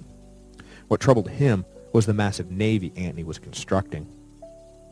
All the military spending Antony had been undertaking of late was ostensibly for his planned reinvasion of Parthia, but you have to wonder, who needs 400 ships to invade the Iranian plateau?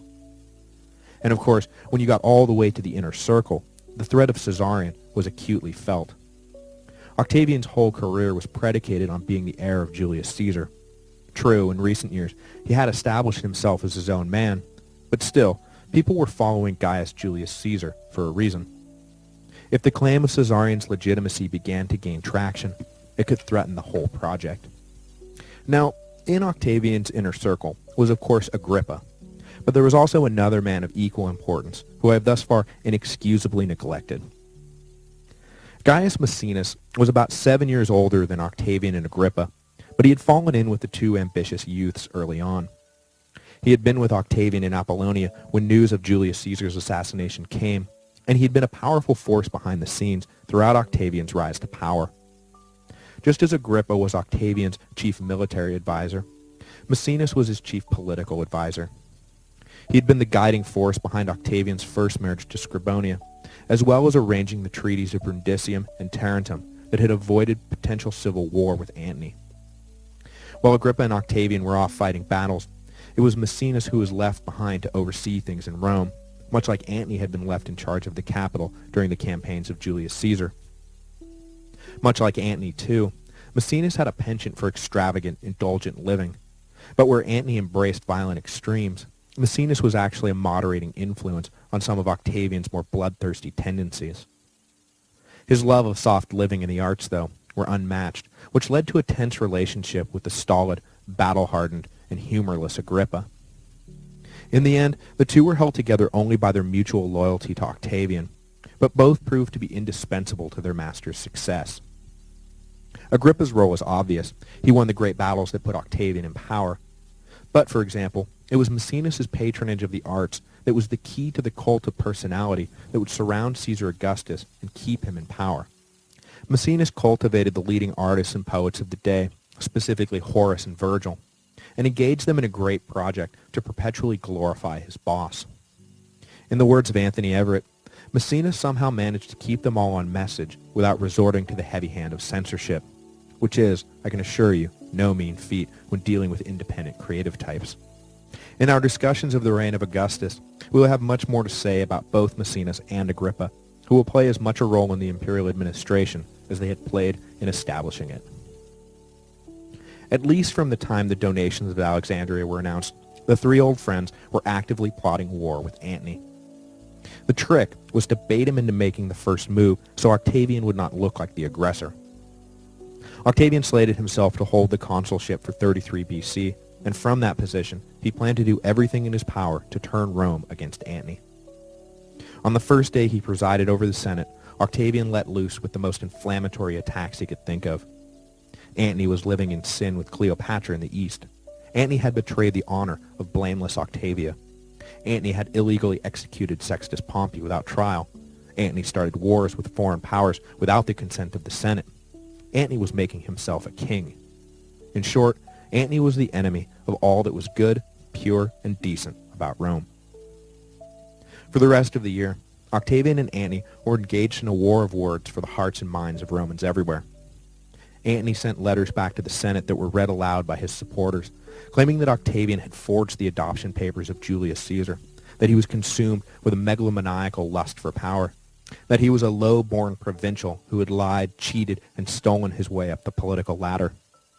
It was also whispered that Octavian had engaged in unnatural relations with his uncle on his way back from Spain in order to win Caesar's favor. When 32 BC came around and Octavian's turn in the consulship ended, the propaganda war had played out to a near stalemate.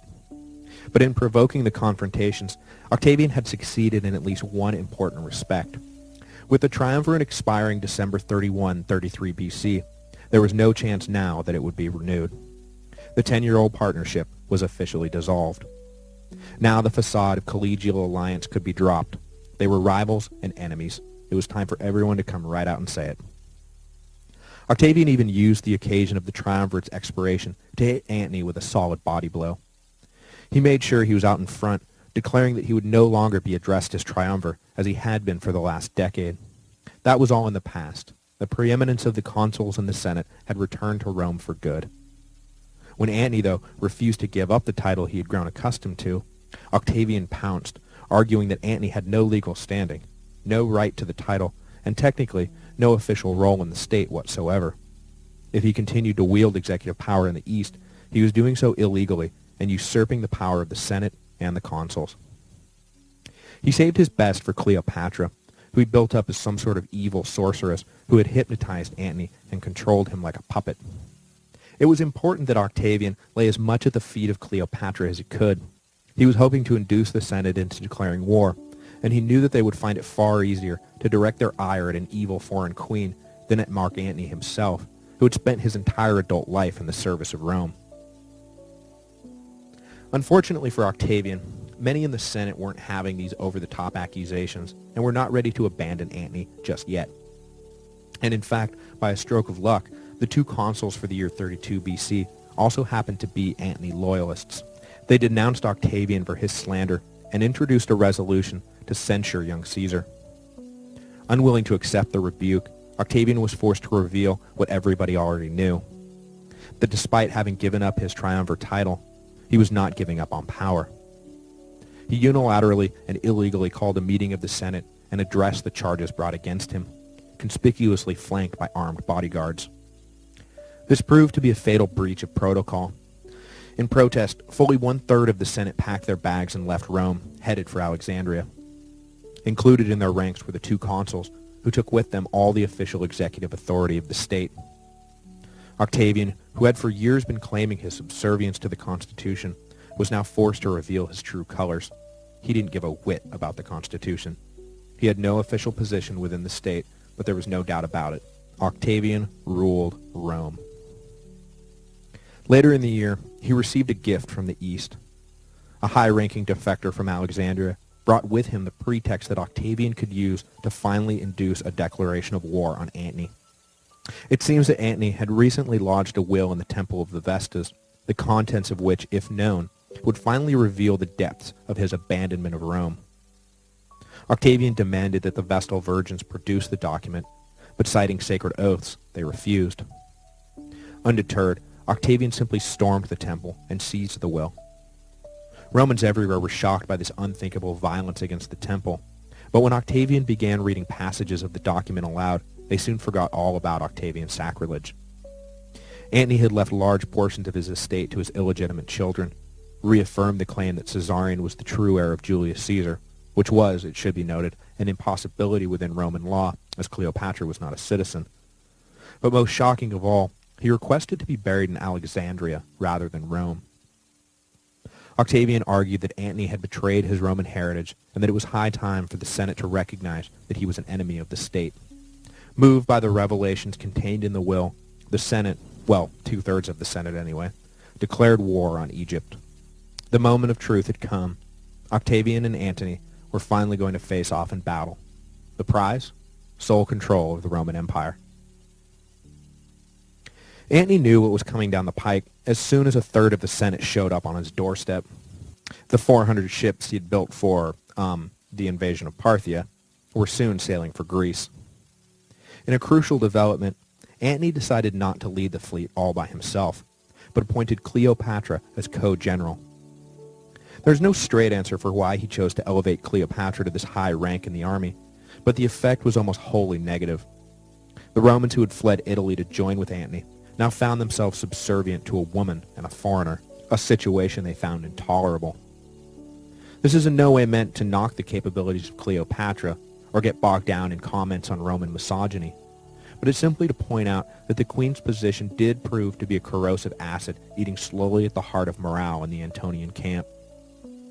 But Antony ignored advice to leave her behind, or better yet, kill her and annex Egypt, and the two set sail for Greece, ready for the showdown with Octavian.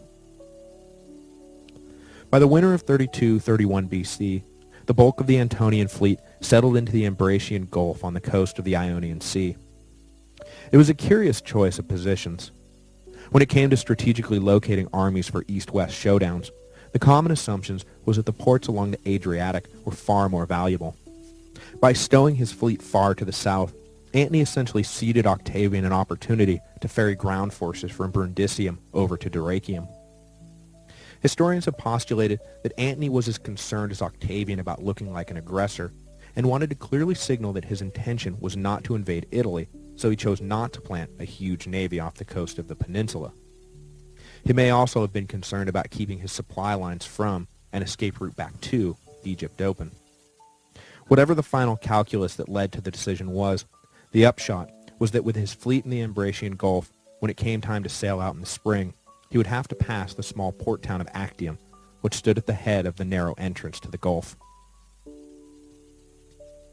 Prior to their falling out, Octavian and Antony had been slated to share a year in the consulship in 31 BC. With Antony persona non grata in Octavian's Rome, young Caesar took his position as senior executive without Antony in the way. Octavian began to claim, not totally inaccurately, that traitorous Mark Antony was leading a foreign army against the legitimate government of Rome.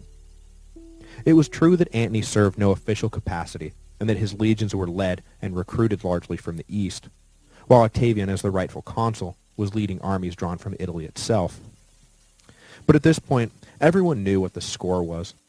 No one bought the hype that one side was fighting for Rome and the other side against Rome, or for the Constitution or against the Constitution. This was just two powerful men using the resources of the empire to decide once and for all which one of them would run the whole show. Octavian and Agrippa decided that their best shot against Antony, who, despite all their propaganda and slanders, they never once underestimated as a military commander, was to act boldly. Antony had set up a critical supply hub at Methone in the southwest Peloponnese. If the city could be taken, Antony would find himself without access to fresh supplies and susceptible to a maritime siege of Actium. So in March of 31 BC, before the winter was out, Agrippa led a daring run through the storming waters of the Ionian and launched a surprise assault on the city, capturing it before Antony could react. When the spring arrived, Octavian hastily ferried 50,000 ground forces across the Adriatic and marched them south. Suddenly, Antony was trapped. Octavian's forces prevented him from marching his army overland out of the Ambracian Gulf, while Agrippa's navy positioned itself off the coast and dared him to try to sail out of danger. Antony recognized immediately what a disastrous position he was in. Just as with the failed Parthian expedition, he knew that his only hope was retreat. He had to get back to Egypt and regroup, or all would be lost. And he had to do it fast, too. His men were badly undersupplied, and, trapped in confined quarters during the summer heat, were falling prey to disease, the great scourge of armies. To top things off, reports came daily listing off which high-ranking officials had slipped across the lines during the night. His allies and his gods were deserting him. Next week, Antony will make a break for it. Though at the time the Battle of Actium was an important but not necessarily decisive victory for Octavian, history would soon be written by the victors to portray it as the great and final triumph of Octavian over the enemies of Rome.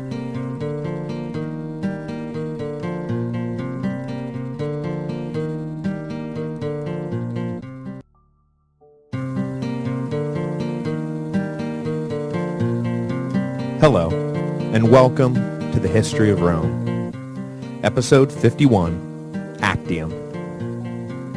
After the partnership between Antony and Octavian broke down following the dissolution of the Second Triumvirate in 32 BC, there was no longer room in the empire for both men. Everyone had long suspected that war would break out between the two triumvirs eventually. Now, that war had arrived. Once again, Romans were forced to choose sides in a civil war. I honestly feel sorry for the exhausted generations of this final century of the Republic. These men and women who were born just before Sulla's first march on Rome in 88 BC, who grew up in the vicious proscription regimes of the two feuding generals, Sulla and Marius, came of age at the time of the Catiline conspiracy, and then grew into full adulthood with Julius Caesar's civil wars raging all around them. As they moved into their 50s and 60s, ready to take on the role of elder statesmen or presiding matrons, they were caught up in the triumvirs' wars against Brutus and Cassius, and then Sextus Pompey. And now, Octavian and Antony were drawing yet another bloody line in the sand. Every step of the way, these poor souls had been forced to choose sides. Choosing the right side usually meant little more than the opportunity to sacrifice something valuable to the victor, be it land or treasure, while choosing the wrong side usually meant exile and death. While it was true that many were staunch partisans of one side or another, most were just average men and women trying to live their lives, for whom these conflicts were never black and white. On this side was their son, on that side their brother. Their father had been killed by this man, but their daughter's life was now inextricably linked to his success. It was never easy. Every choice, every year, came with more heartache and suffering. The history of their nation was riddled with tales of patriotic solidarity in the face of a barbarian invasion or a long war against the Samnites or Carthaginians. But to this generation, it all must have seemed like some sort of cruel fantasy. Romans did not come together to help one another out in times of trouble. No, that was when they turned on each other and tried to squeeze partisan advantage out of the situation. Edward Gibbon famously said that being a citizen of Rome in the 2nd century A.D. was perhaps the greatest time and place to live in all of human history. No such luck for these poor sods, stuck in the last century B.C. For them, it was all war, upheaval, and trying to figure out the least bad path through a dangerous and unpredictable time. But the hardship endured by the millions of citizens who were just trying to get along counted for little in the personal struggle between Octavian and Antony, who saw only each other.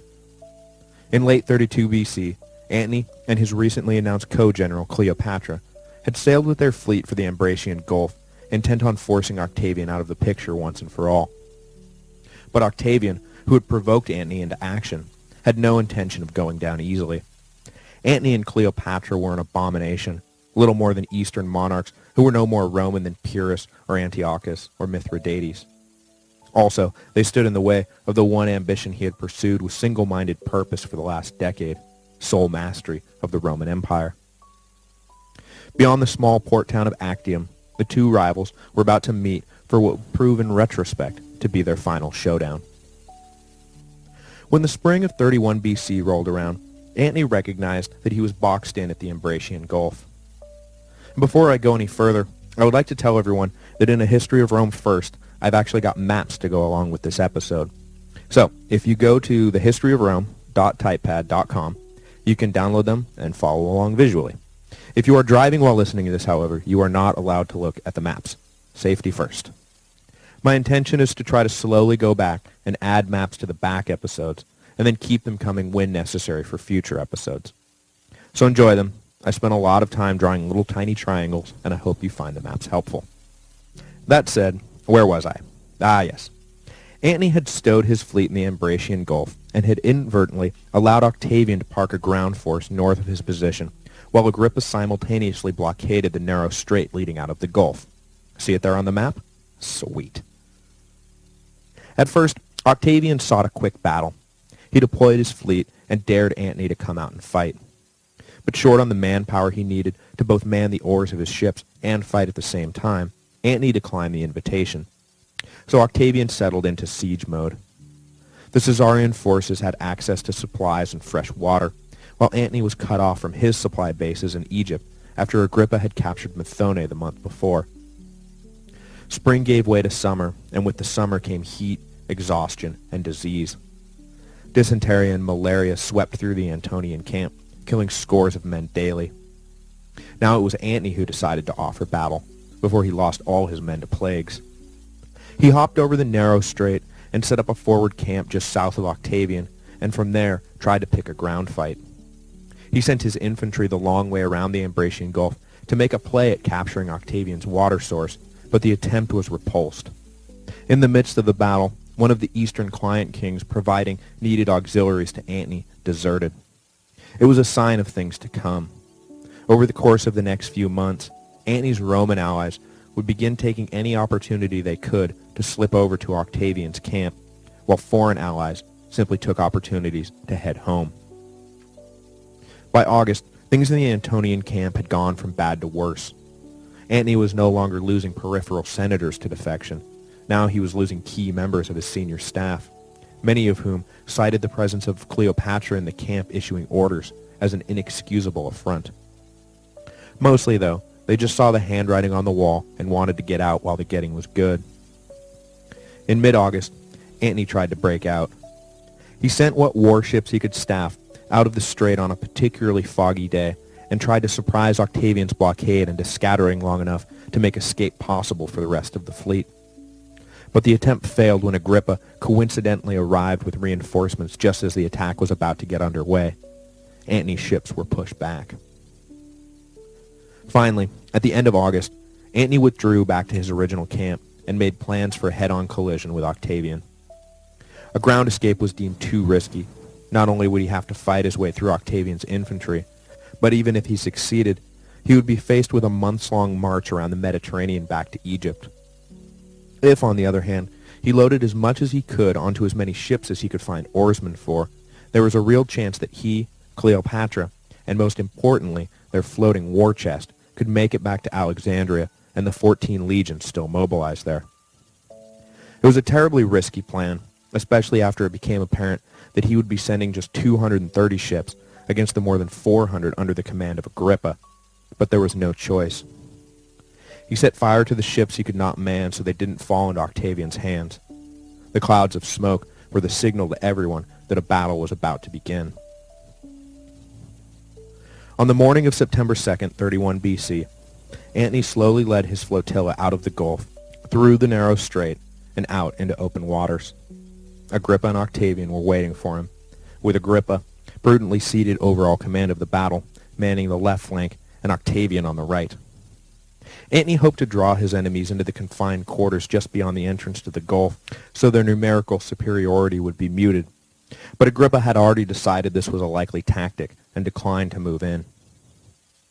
The morning passed with the two fleets bobbing in the water, waiting for someone to make a move. Finally, Antony was forced to acknowledge that Agrippa wasn't taking the bait. He ordered his ships forward, and the Battle of Actium began. On the Caesarian left, Agrippa worked the ships under his command around so that they swung over and came at Antony from the north. To counter, Antony shifted his own line so that what had begun as a north-south line was now an east-west line. This all had the effect of leaving the center of the Caesarian line open. With Octavian fully engaged in the southern theater and unable to close the gap left open by Agrippa's enveloping move, Cleopatra saw her opportunity. She had been held back from the main line with 60 ships and had thus far taken no part in the actual battle. This was by design, as her flagship was the key to the whole escape, because on it was the Antonian treasury. Even if every ship but hers was captured, there was still hope.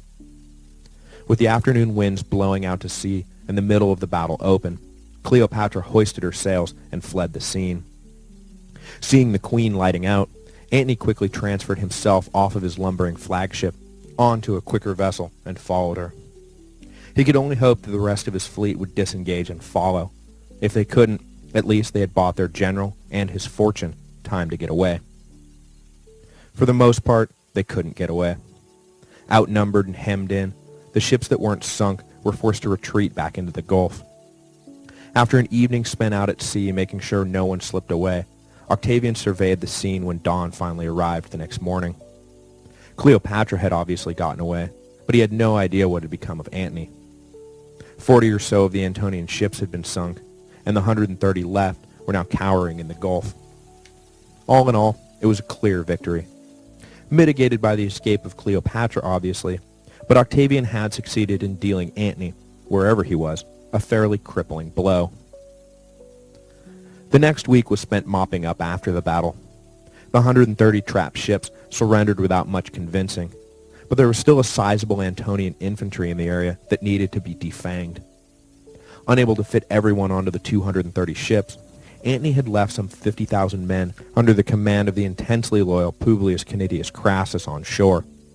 Crassus had orders to march them back to Macedonia in the event that Antony was able to make good his escape, and from there attempt the overland march to Egypt. But the soldiers had other ideas. At first, they waited for Antony to reappear, not understanding that the whole point had been for him to get out of Dodge, not fight a battle to decide the war right then and there. When it became clear that Antony was dead or had fled, the attitudes of the troops changed dramatically.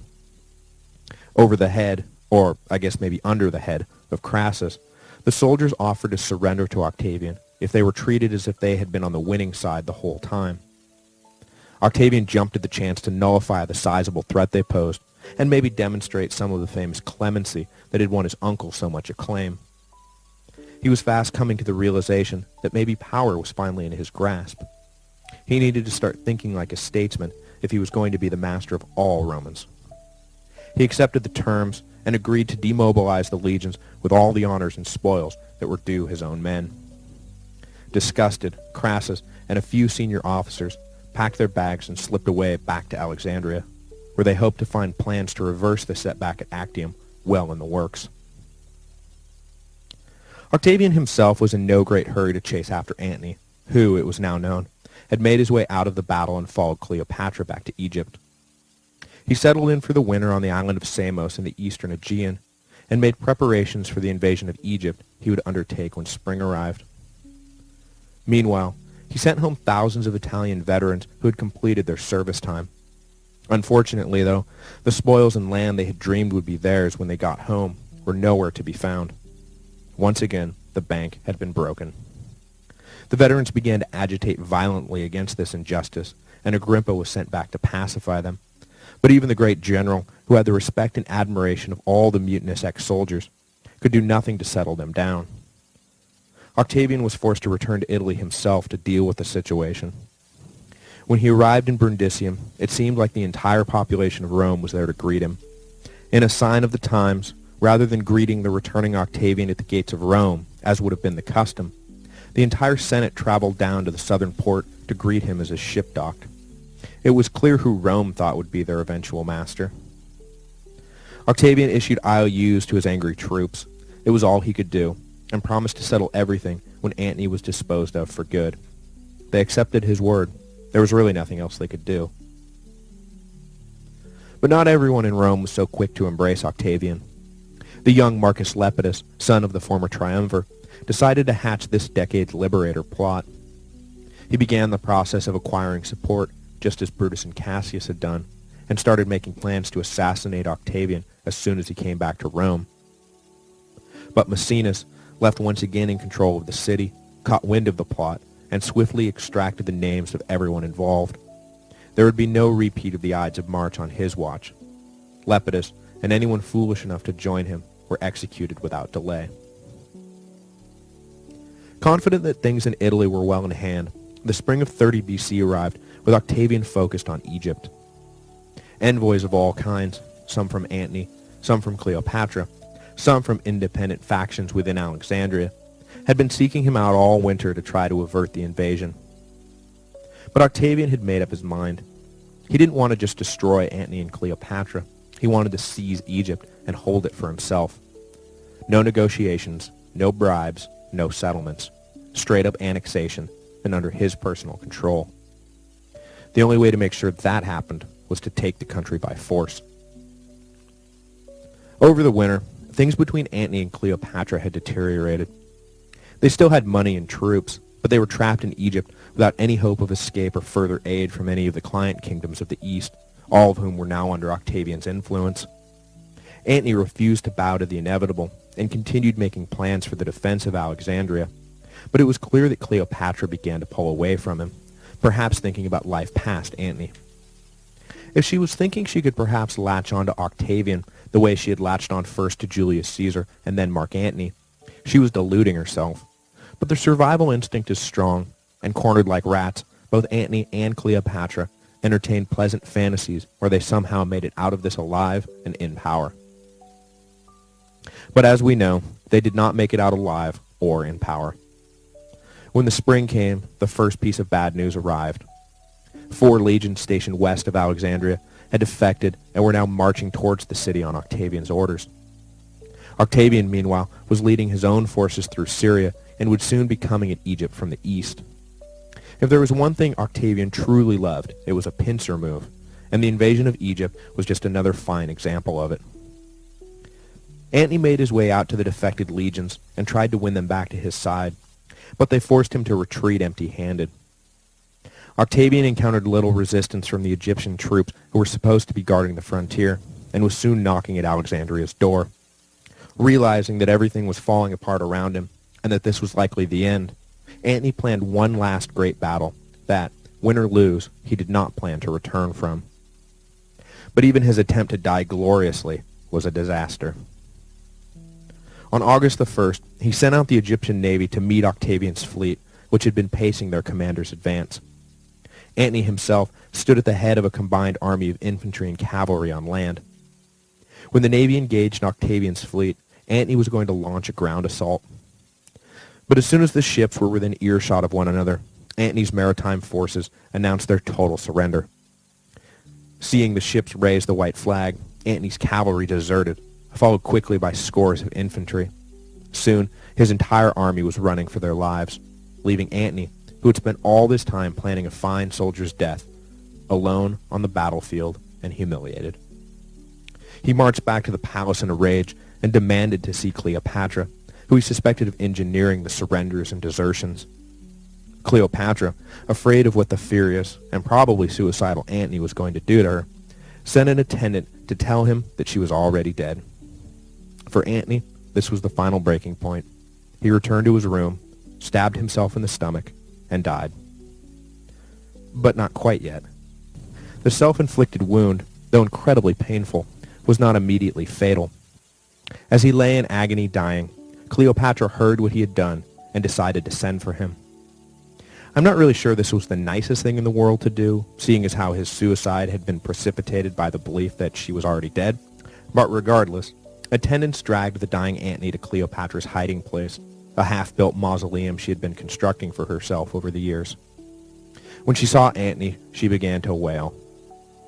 Antony tried unsuccessfully to comfort her, and then, according to legend, called for one last cup of wine to drink before dying. The final goblet of Dionysian elixir quaffed, Antony died. Though posterity tends to record Actium as the final climax in the drama of the Second Triumvirate, it was not really until Octavian captured Egypt that the deal was really sealed. Rome and the Western Empire were already under his command, but now his only real rival for power was dead, and he controlled the richest kingdom in the East. Now, his star was not just ascendant, it had ascended.